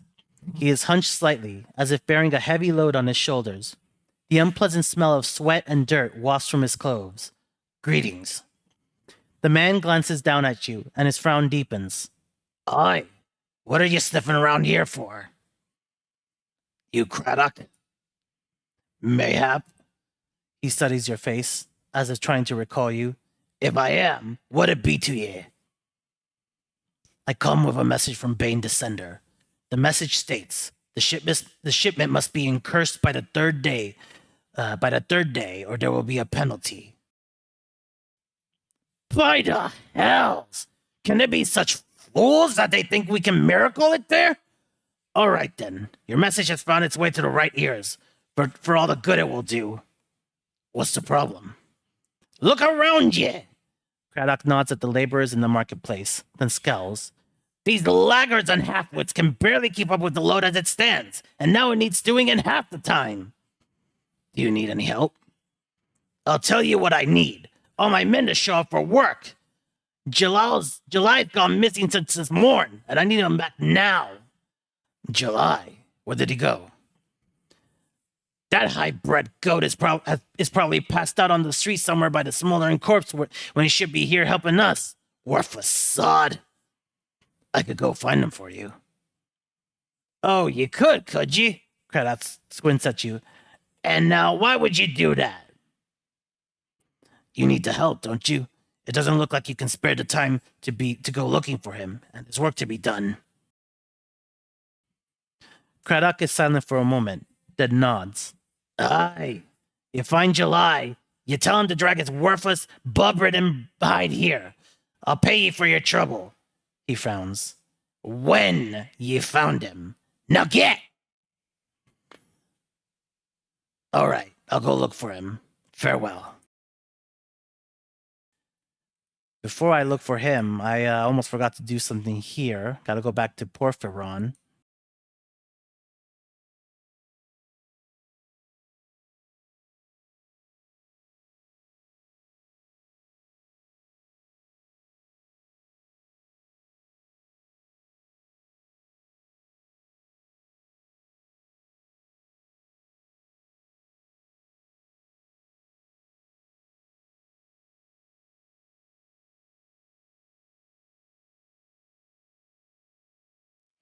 You see Porphyron.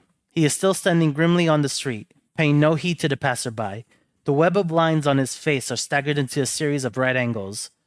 This one addresses you, Porphyron. As you speak, the angles in Porphyron's face relax into a series of strange curves. This one would ask, do you have the neck rope of beads that was stolen? Not yet. Where did you say it was stolen from you again? This one knows where the angry words were traded and the item lost. By the bar that burns inside, the three were outside the place, dressed in black and red. Strange. When I looked at the corpses of the thugs that I killed outside the bar, none of them had that necklace on it. Let's see, am I missing something?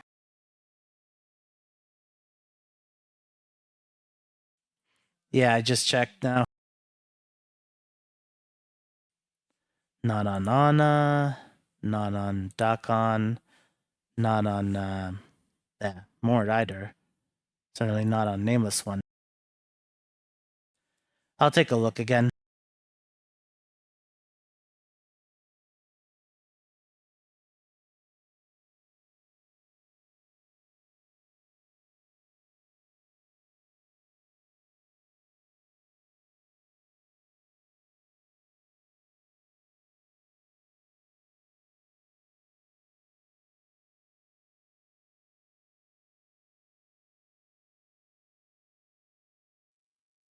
Well, maybe these guys have it.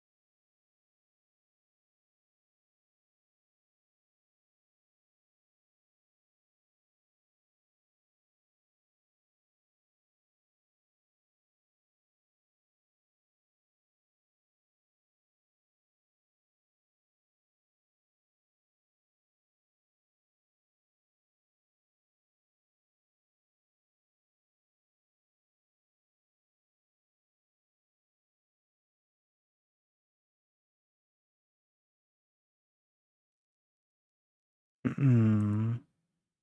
No, that's not it.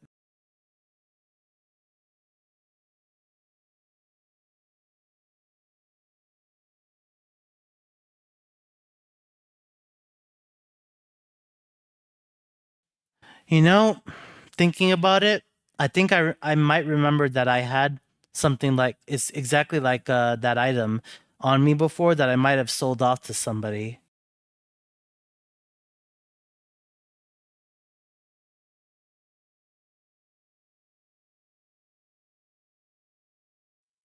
I think there is like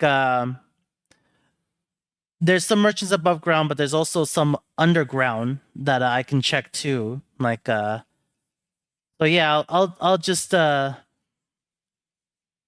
think well, let's see. I'm thinking whether I should go to check the merchants now or another session. I think I will do it this session. Just see if I can get that out of the way.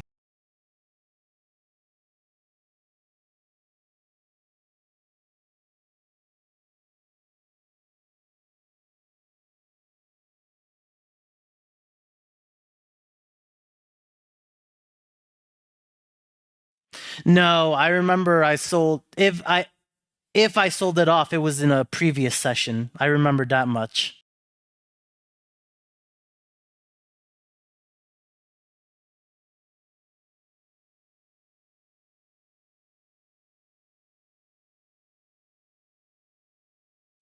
In fact, I think I will actually go ahead and start down and work my way up.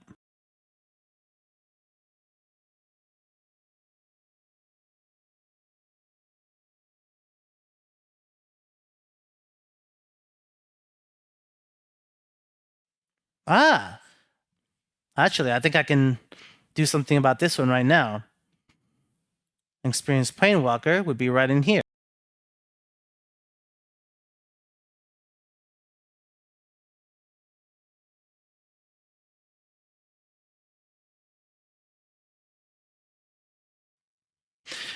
Candrian, once again, you are struck by the insubstantial nature of this man's existence, and once again, you are riveted as he turns his pale blue eyes on you. Have your travels brought forth what you need? Not yet. I had some questions for you. Perhaps I have answers for you. Speak, and I shall tell you. I met a woman named Ingress with very bad teeth. She said she had come through a portal from some world that was opened by a tune hum near two cross trees. Can you get her home? He pauses briefly, thinking. I know the portal of which you speak, though I have not traveled in it these 30 years gone. I will take her home, seeker. Go tell her to await my arrival, then meet me back here, and I will tell you if I was successful or not. Thanks. Farewell.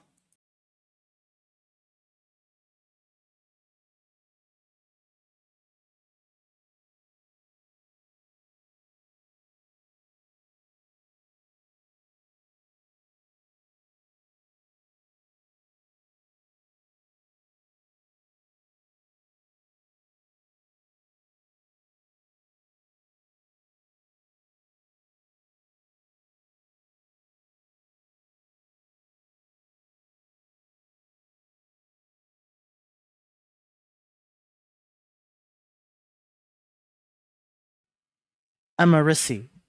You see a young woman dressed in a tight leather bodice and leggings. She smells faintly of cheap perfume on her face, though pretty, is painted with garish makeup. She smiles coyly as she sees you. Seeking some company, love? No, but I had some questions. Sorry, love. I don't stand here to answer the questions of passerby. Sure you wouldn't like a little company, hmm? No. Farewell.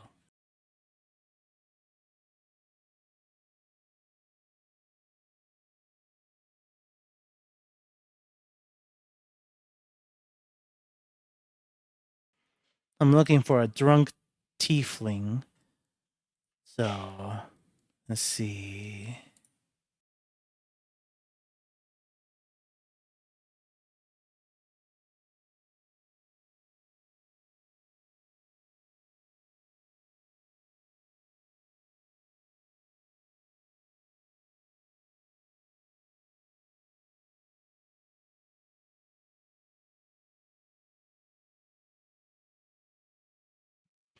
mourns for trees. You see a tired-looking, sorrowful old man who is gazing at the ash-dead tree in front of him.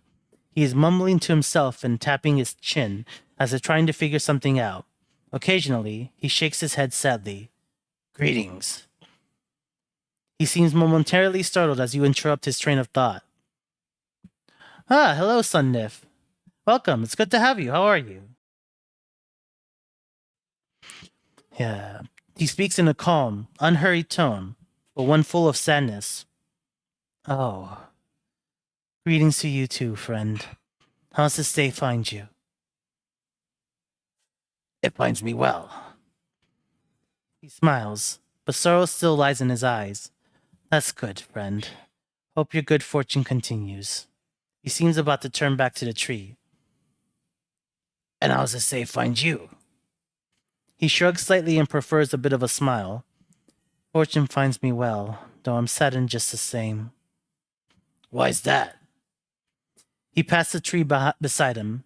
It's the trees here, in the hive. Oh, I'm sorry to hear that. Well,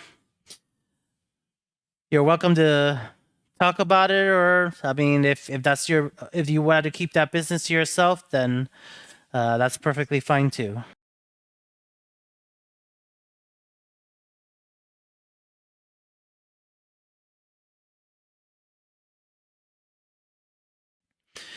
They're dying, friend. Oh, I'm sorry to hear that. And no one cares. Seeing the look on your face, he holds his hands up, as if to silence you for a moment. Yeah, of course. Tough times. For all of us. Let's see. So to silence you for a moment. It may not matter to some, but it's important to me. I feel it's a shame to see the last tatters of life and beauty in this world left, uncared for, to die. Can you understand that, friend? Yes, you're right. It's a sad thing. He seems surprised and blurts out, Really?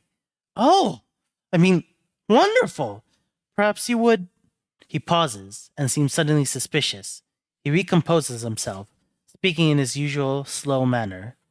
In any case, that's good. I suppose you have some questions for me now. No, not just yet. What is it you were going to ask? For the first time, the man seems genuinely happy. Beaming, he explains, It's difficult for anything to survive here. Just look around you, you'll see what I mean, friend. I'm not sure if it's possible for the trees to thrive here, even if they somehow were to get enough light and clean water.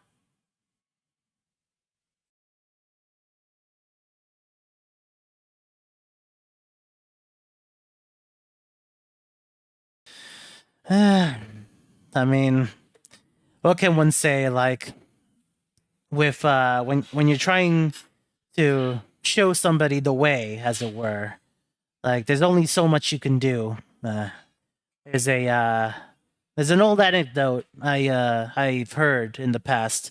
You can lead a horse to water, but you can't make the horse drink to water. So, like, sometimes that's just the way things come out.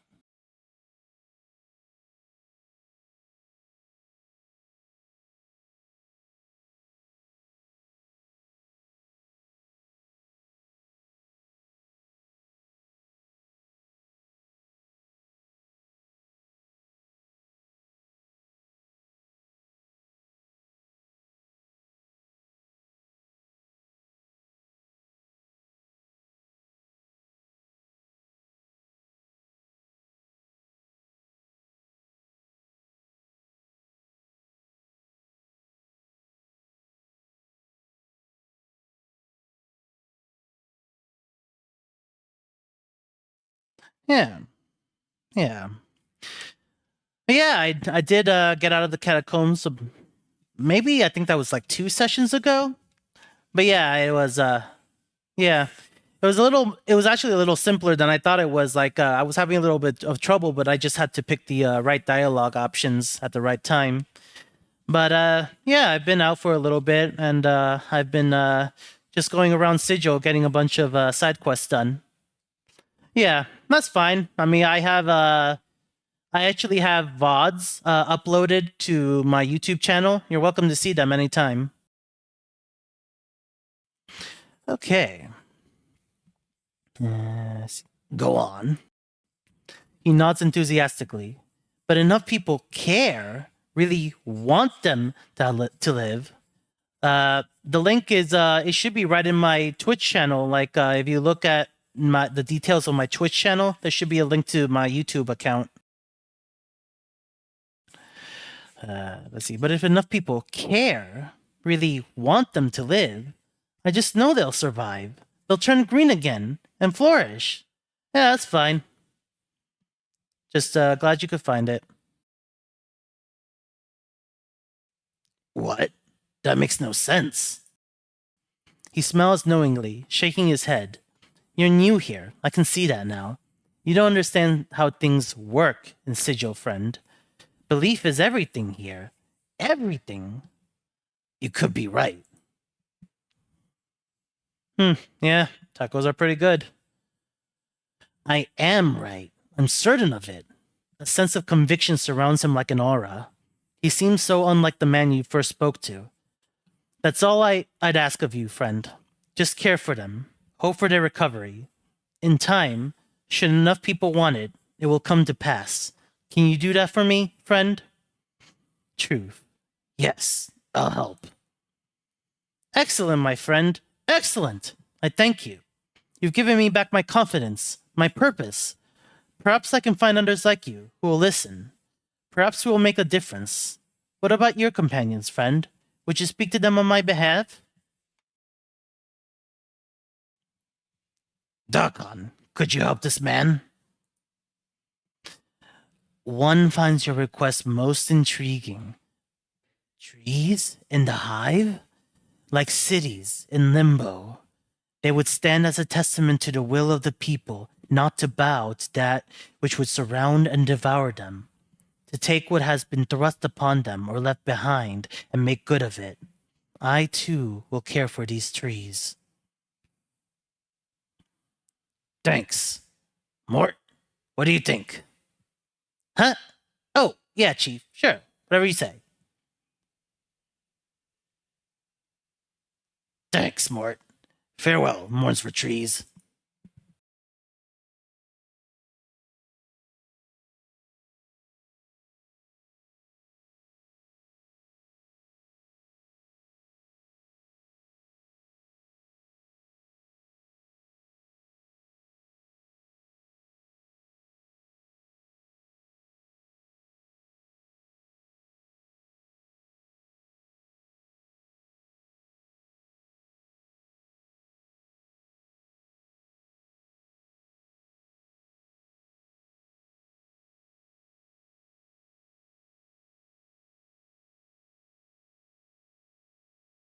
Oh, there he is.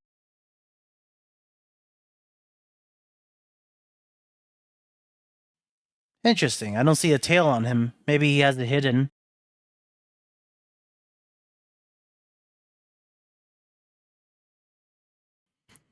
You see a thin man with stained clothes, a hooked nose, and two stubby horns jutting from his forehead. He is stumbling about and muttering to himself. He stinks of brine, vomit, and cheap wine. Greetings. Eh? The man squints blearily at you. What it? What? Are you Jalal? Jalai? If so, Craddock needs you back at the marketplace. Craddock? The man's eyes widen. Ah, Craddock. Me generous, me generous boss. Well, you can tell him this. It can pack off. And that he's a filthy dog, a cur of the lowest sort, and July's not a working for him anymore. He jabs you with his finger. Tell him that. I'll tell him from a distance. Farewell.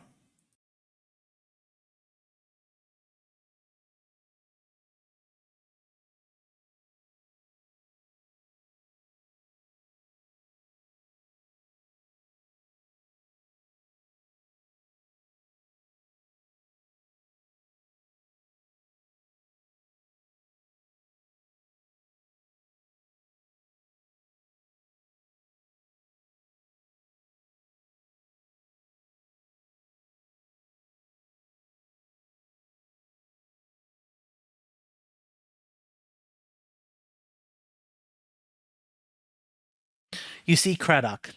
His scowl has deepened since when you first saw him. It looks like it's about to crack his face in two. I found July. Is that right? Craddock glances around. Where is he, Denton? Truth. He said to pike off, that you were a cur of the lowest sort, and that he wasn't going to work for you any longer.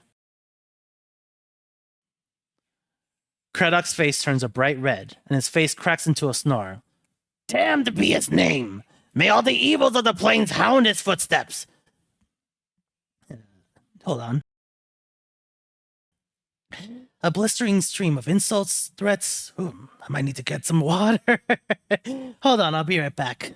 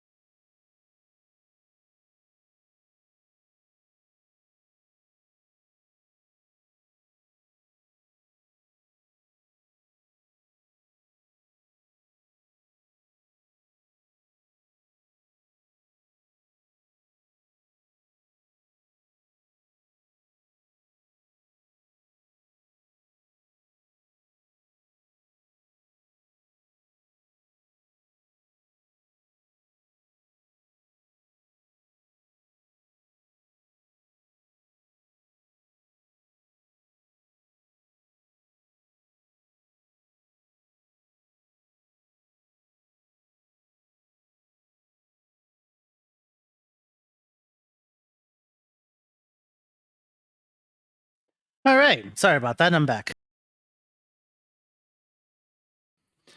Yeah, that last voice, so like made me actually lose my voice for a moment. All right, a blistering. A blistering stream of insults, threats, and speculation about July's family roots issues from Craddock's mouth. It's awe-inspiring. You know, I could fill in for him if you need help. Actually, I'm in need of a day's work. I'll take Jalal's duty for a time in exchange for his pay. Craddock studies you for a moment. Yeah, you couldn't. He suddenly falls silent. Well, mayhap you can. It's hard work, and there's no drinking on my watch. Understood. Let's get started.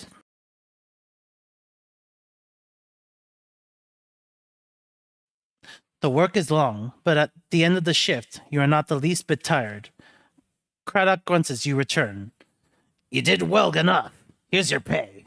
He tosses you a handful of coins. Now get. We've no more use for ye. Farewell, then.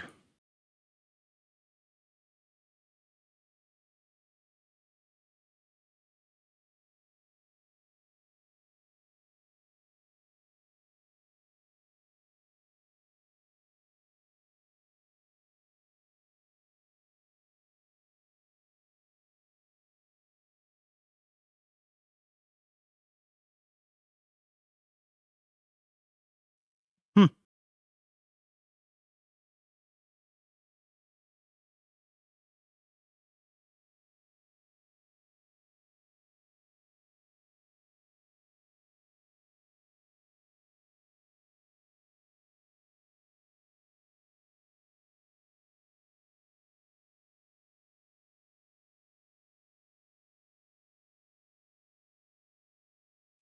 Giscorl turns to you. I, Giscorl. He bows and spreads his trembling, scarred hands. I, Giscorl. How did you hurt your hands? Giscorl doesn't seem to have hurt you. He answers only with a spiel, delivered in the same flat monotone. Giscorl buy cloth, sell cloth, wash cloth, mend cloth, and he gestures at his layers of clothing with his shaking hands. Wear cloth. I asked, how did you hurt your hands? Giscorl's monotone breaks. Giscorl buy cloth, sell cloth, wash cloth, mend cloth, and he gestures at himself again, but his hands are shaking so badly that he cannot even finish. Sorry to disturb you. Farewell.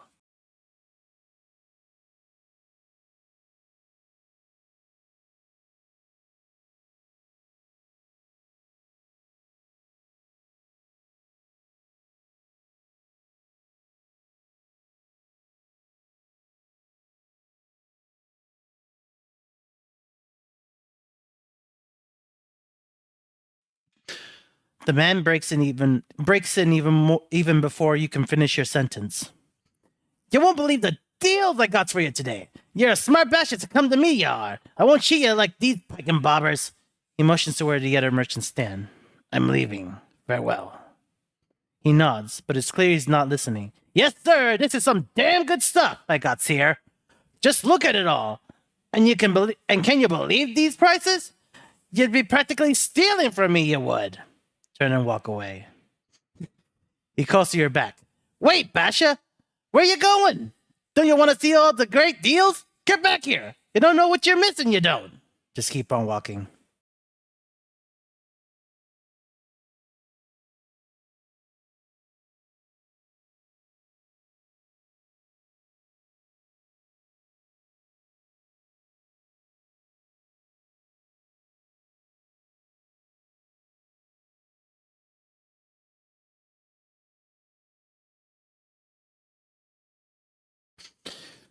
See how they... Oh, back again, my lord. Here to purchase a limb.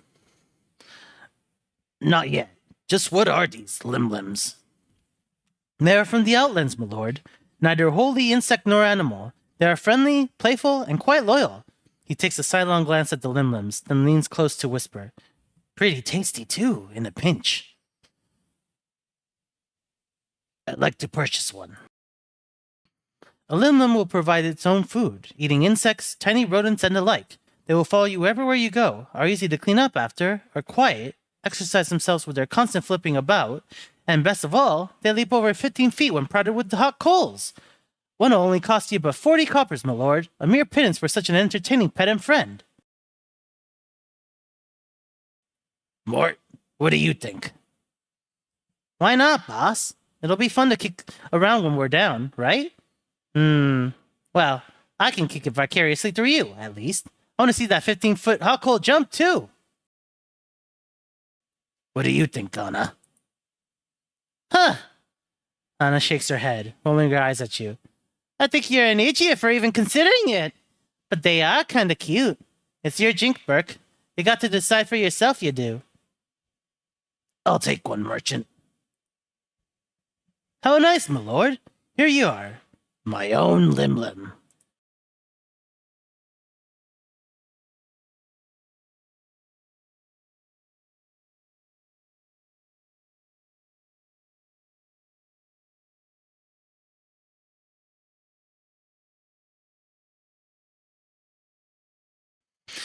This odd-looking little creature appears both insect and animal in origin. Its legs are oversized, but its arms are small, nearly vestigial, and a brightly speckled half-shell runs down its back.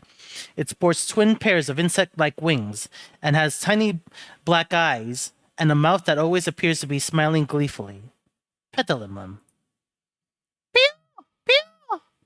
The limlim bounces about merrily, its wings buzzing. It seems to enjoy the affection immensely. Pet the limlim some more. The limlim bounces around merrily. Okay. One more time. Okay, leave the limlim alone.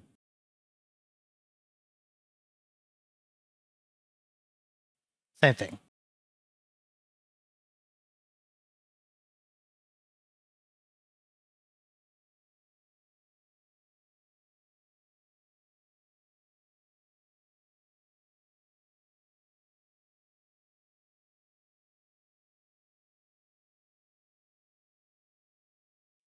Oh, I see. The Limlim's in my inventory. Pet Limlim. Wait, 5. This is your pet Limlim. Talk to item. This is your pet Limlim. Noticing it has your attention, it chirps up at you lovingly. Pew! Examine your Limlim. Your Limlim appears both insect... same stuff. Pet your Limlim. Put your Limlim down to run around a bit.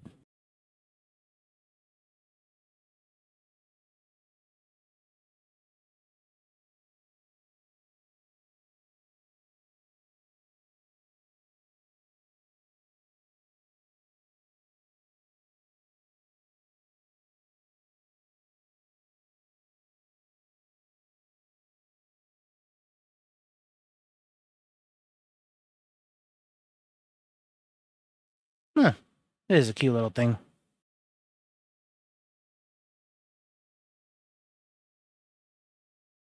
Okay, let's see. I'm just checking the merchants here to see if any of them might have the prayer beads. Let's see, is there anyone who's... Let's try this one.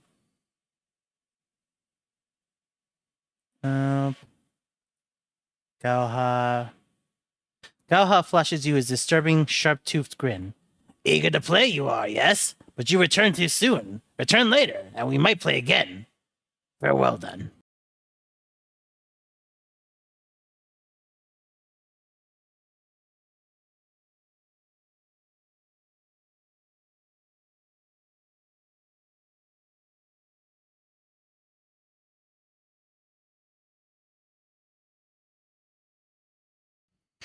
Iron nails. This broad-shouldered woman is shuffling about amongst the huge beams lying on the street.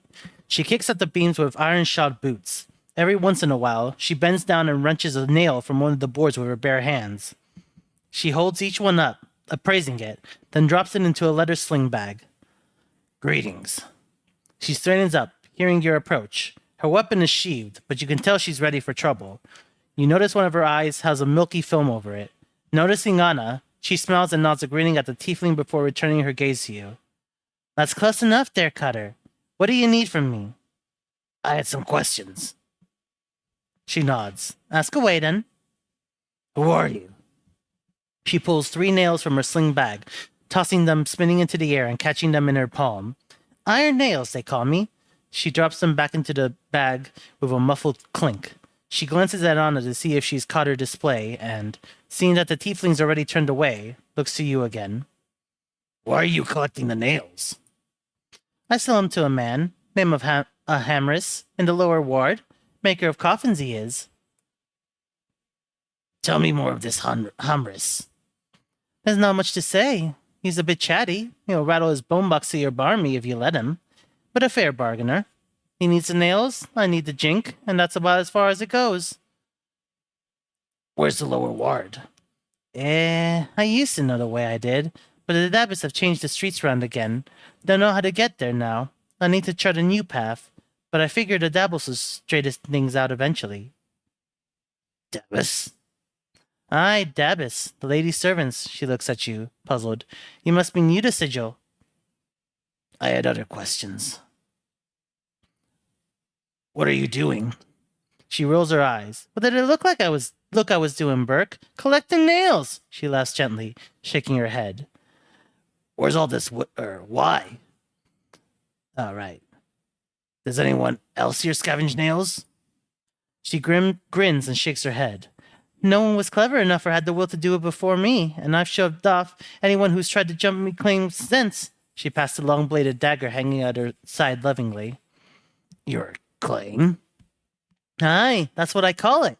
Honest labor's hard to come by in the hive, and I'm not about to let some sodden piker peel me off me work. I've sent more than one Burke running and holding their guts in, or off with the collectors, if they were unlucky. Her dead eye gleams maliciously. The hive knows to spot its iron nails, it does. Is that how your eye was ruined? Nails' face turns hard. None of your business, Burke. Why? Would you like a matching wound for your collection? No, that particular one's not quite me.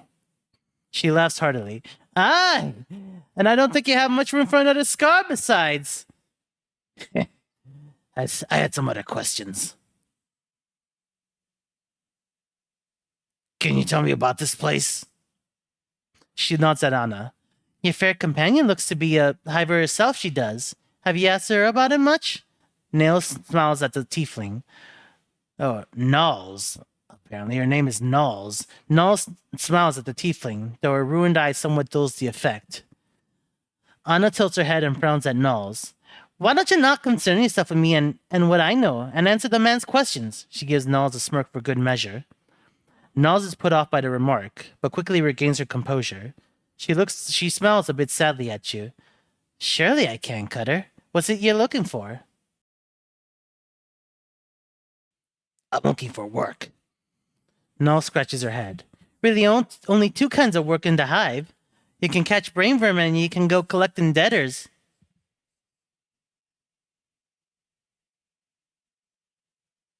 Anything I should watch out for around here?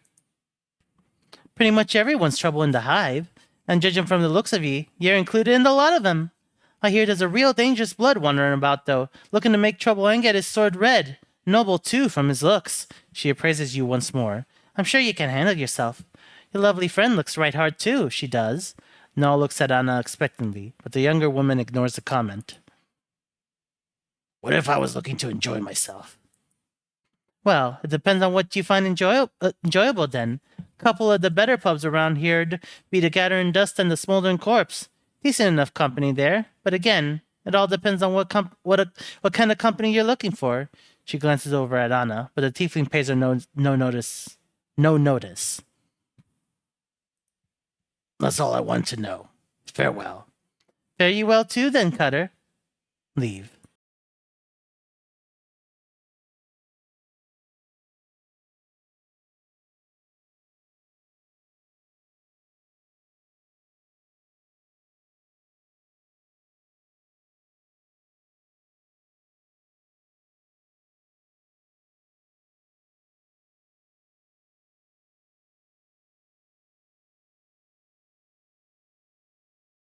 Frightened hive dweller. You see a man in tattered clothing. As you approach him, he suddenly stops and begins to look around, frightened. Greetings. The man looks startled, then takes a step back. Eh? What you been wanting, Cutter? His voice is shaky, and he seems taken aback by your scars. I have nothing on me, so I don't, and my rags are not worth the trouble. Calm yourself. I'm not here to rob you. I have some questions. He keeps a safe distance, and his eyes dart from side to side, as if expecting something to step out of the shadows. Questions, he said. And, what might those questions be? Can you tell me about these slums? He looks at you warily, and his brow furrows in confusion. What you been wanting to know about the hive, Cutter? Why is it called the Hive? He looks puzzled. I don't know.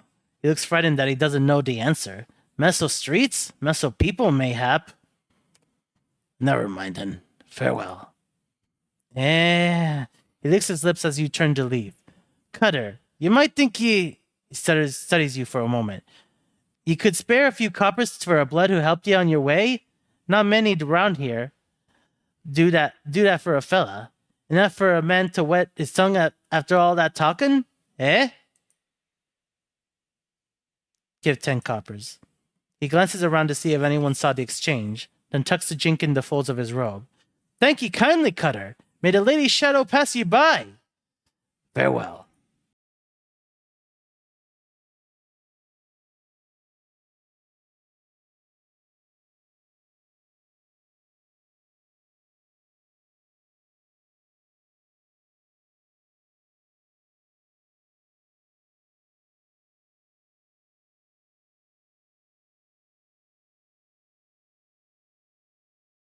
Okay, I'm going to go to the northeastern part of the hive to talk to Ingress and to Bane the Sender.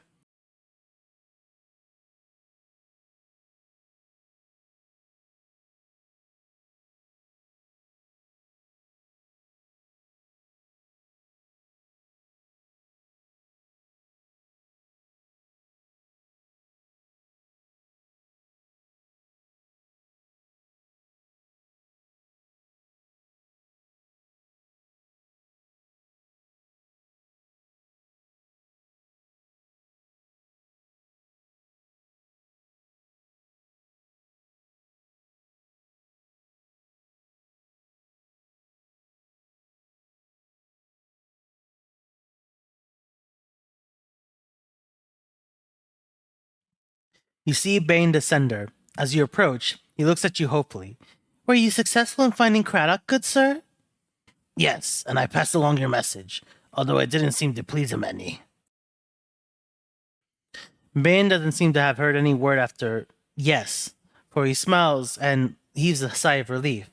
Good fortune indeed! Thank you, good sir. Thank you.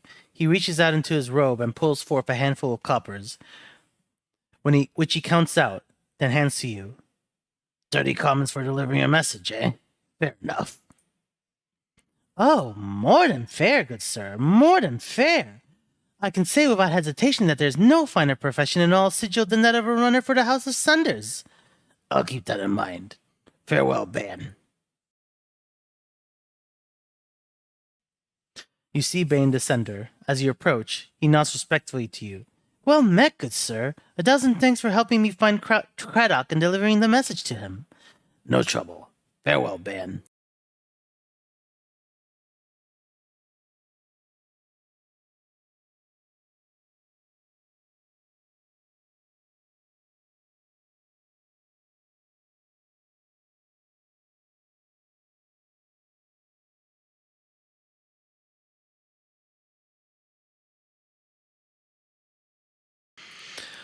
You see Ingress. She is huddled inside her cloak of dirty rags, her teeth chattering. She is glancing furtively around her, as if expecting to be attacked at any moment.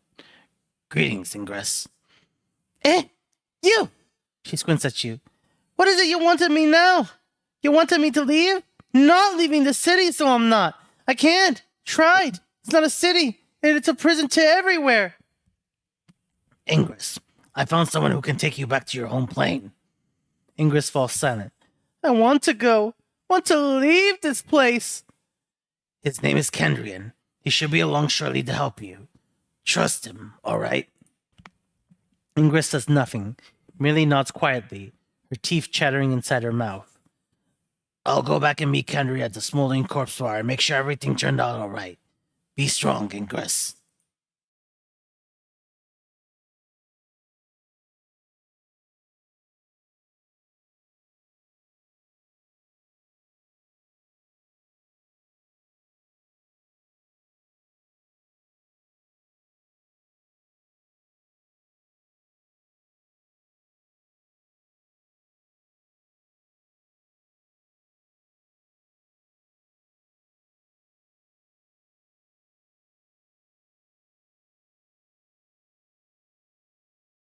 Hmm.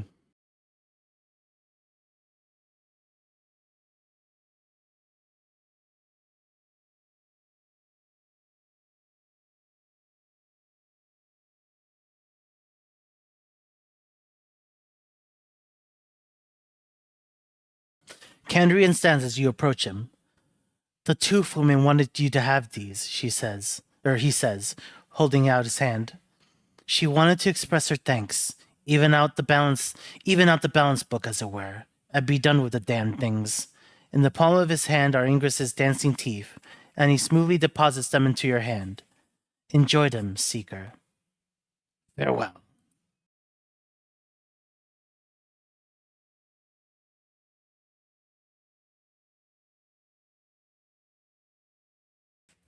Ingress's teeth. Damage 1 to 6 crushing, speed 4, weight 1, proficiency fists, usable only by Mort. This is a handful of Ingress's living teeth. Apparently, they didn't want to go with her back through the portal to her home plane. They rattle amongst themselves whenever they are held close together. They remind you of a bunch of creepy ivory hopping bugs. To change the teeth to a different type, select Use. The teeth may gain new options and abilities as Mort goes up in levels.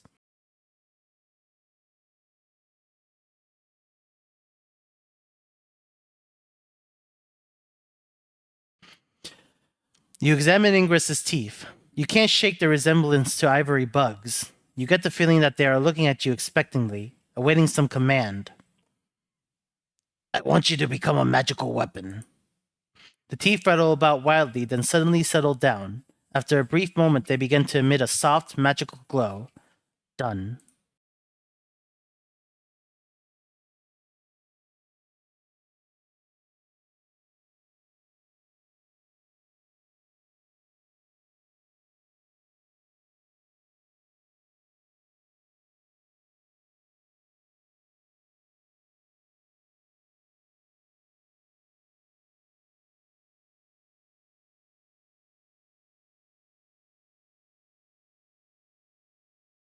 Okay. Now Mort finally has a magical weapon, so I think the only one who can't use a magical weapon currently is me. Or the nameless one, rather. Let's see. Would he be able to? No, that's for fighters.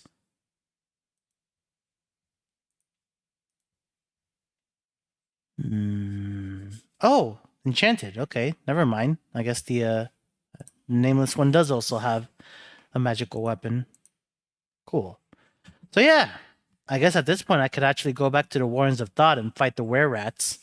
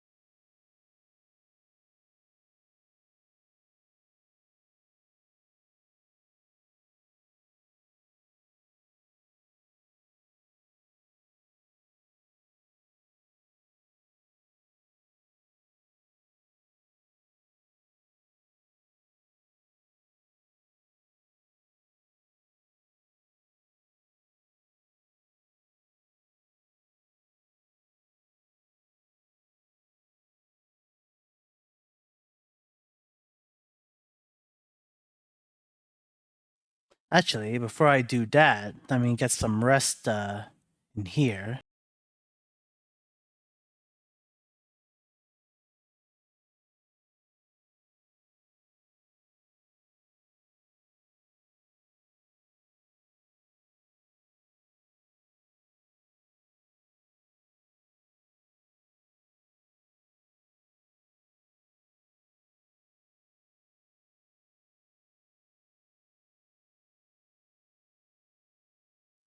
Cool.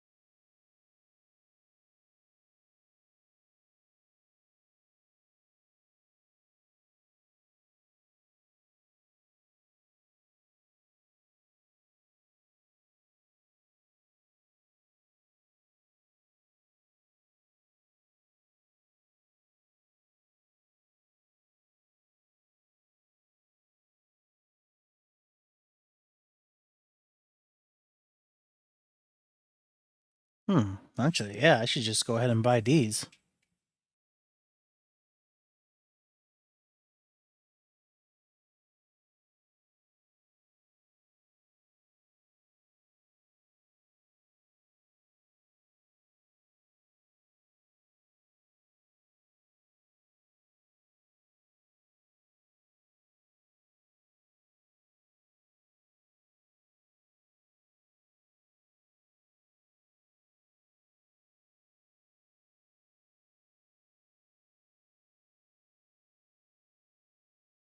Let's see. These teeth appear to be a set of hollow fangs, much like those of a viper.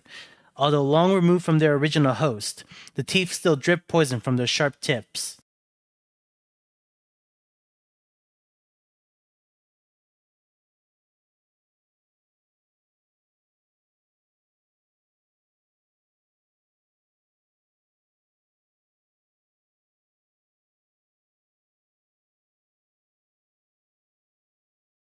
More supremacy!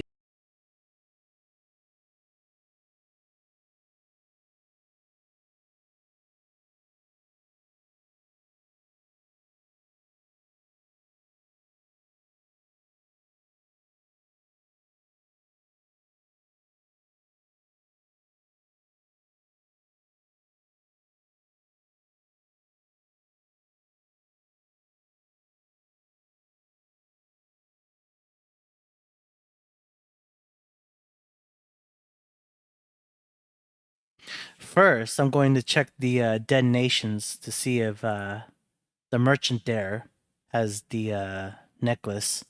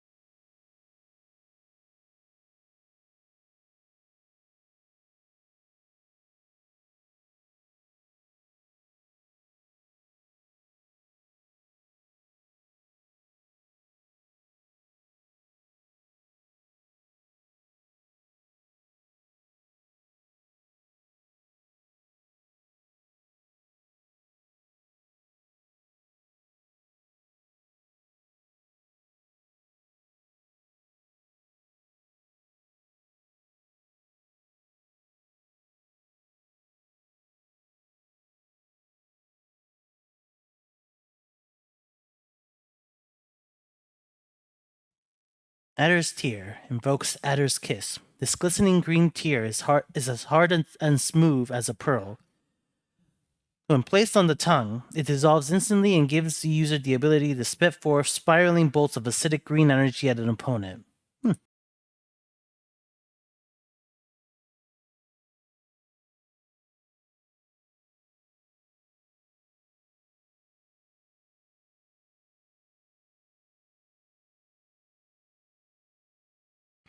Not here, it seems, but there are seemingly some decent things to buy if I'm ever inclined. Oh, more importantly, I can sell all my bronze rings here. I have tons of them. Yeah. Well, that, yes, but more importantly, open up inventory space.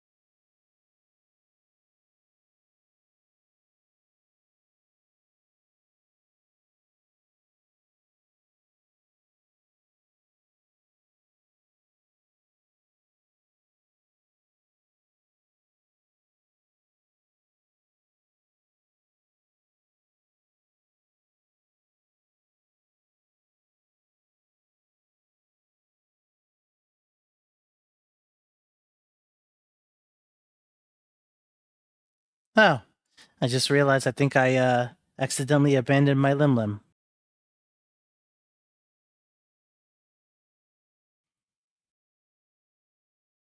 It's possible. I know exactly where he would be if he is.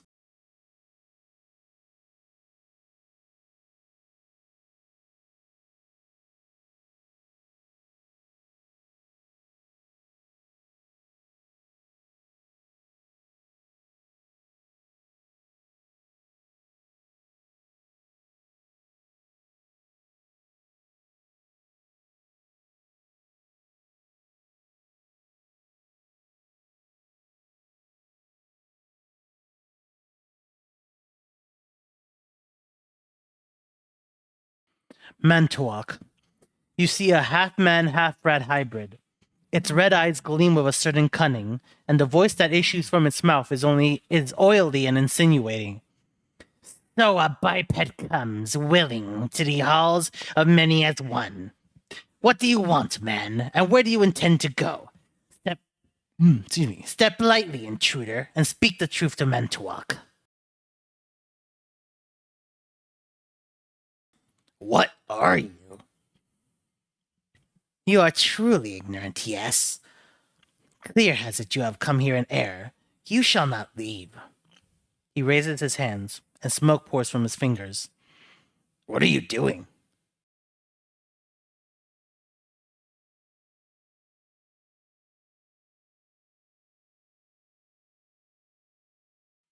The dislocated joints on this body suggest that its owner did not die well.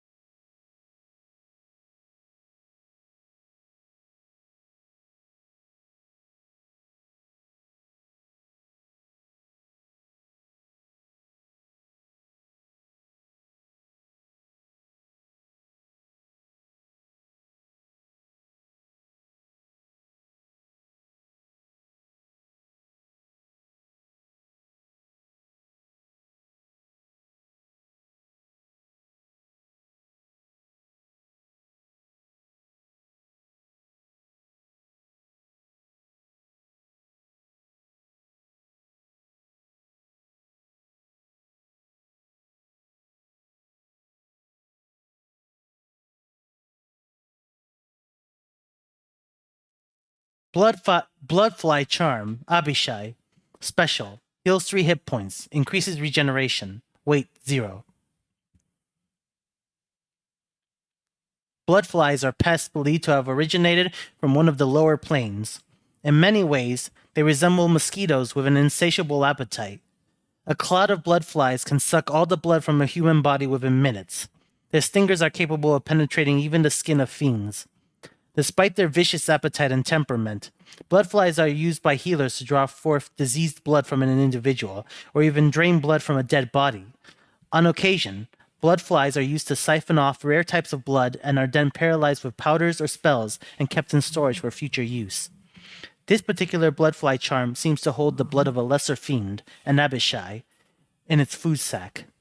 When this paralyzed fly is consumed, the user heals a small amount of damage immediately and also gains the ability to regenerate for a certain period of time. If the character is already able to regenerate, then the regeneration rate is increased.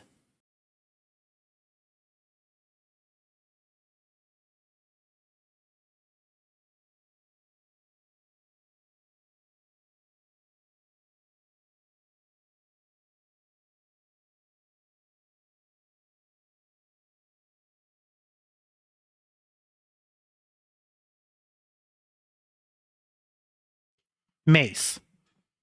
This seems to be a standard variety mace. Used properly, this weapon can deliver a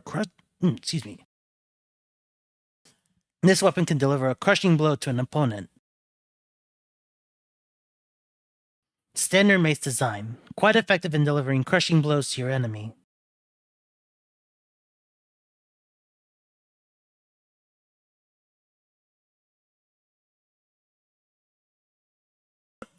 These racks were used to pin a victim down and then slowly pull him apart.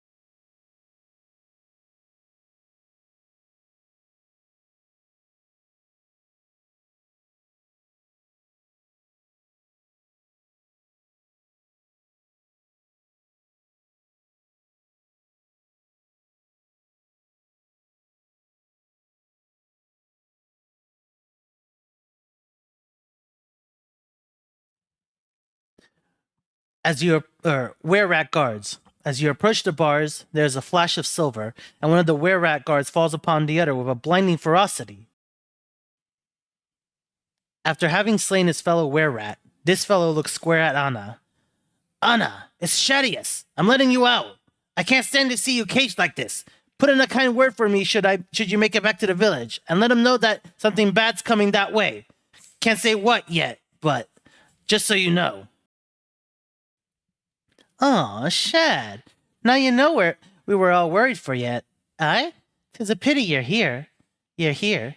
She looks at him with more affection than you've ever seen in her eyes. Go on and let us out and then get out of here. Old Bumpy here's going to get some revenge on the rats, I reckon. You got that right. Aye then. He takes the keys from Raimon's body, unlocks the door, and opens it for you. Get going now. He gives a quick bow and scampers away. We will. Thanks.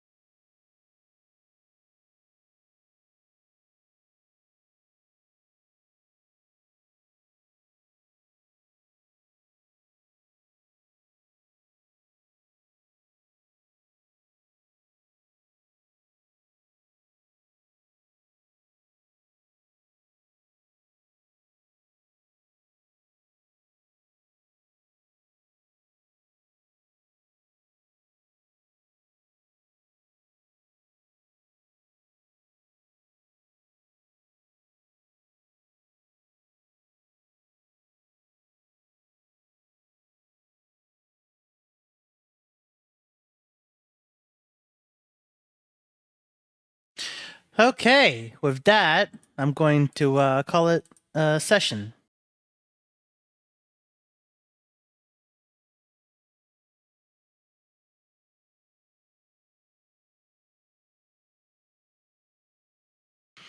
Yeah. Yeah, it does. This was I mean, first, yeah, everything you said was absolutely true, but I think also just I've really gotten into the swing of this game now. Like just learning how to actually having learned how to actually take advantage of my character's abilities like opened up a lot of doors for me. And yeah, between that and what you just said about about taking more time like or having longer sessions, I think just really opened up the ability to really explore this game.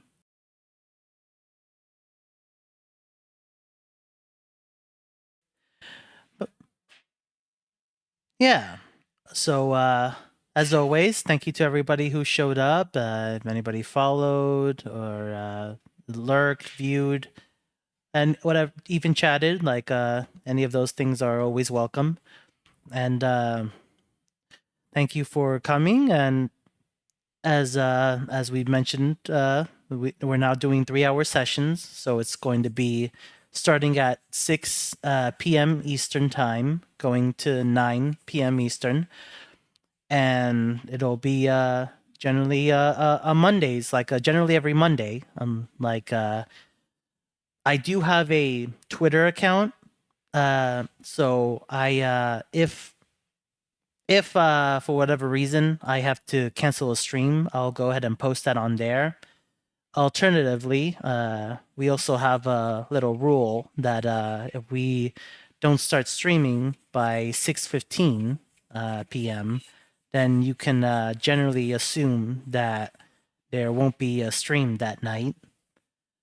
Um, Other than that, yeah, hopefully we'll be able to stream again next week, and we hope to see you there. Over to you, Oleander.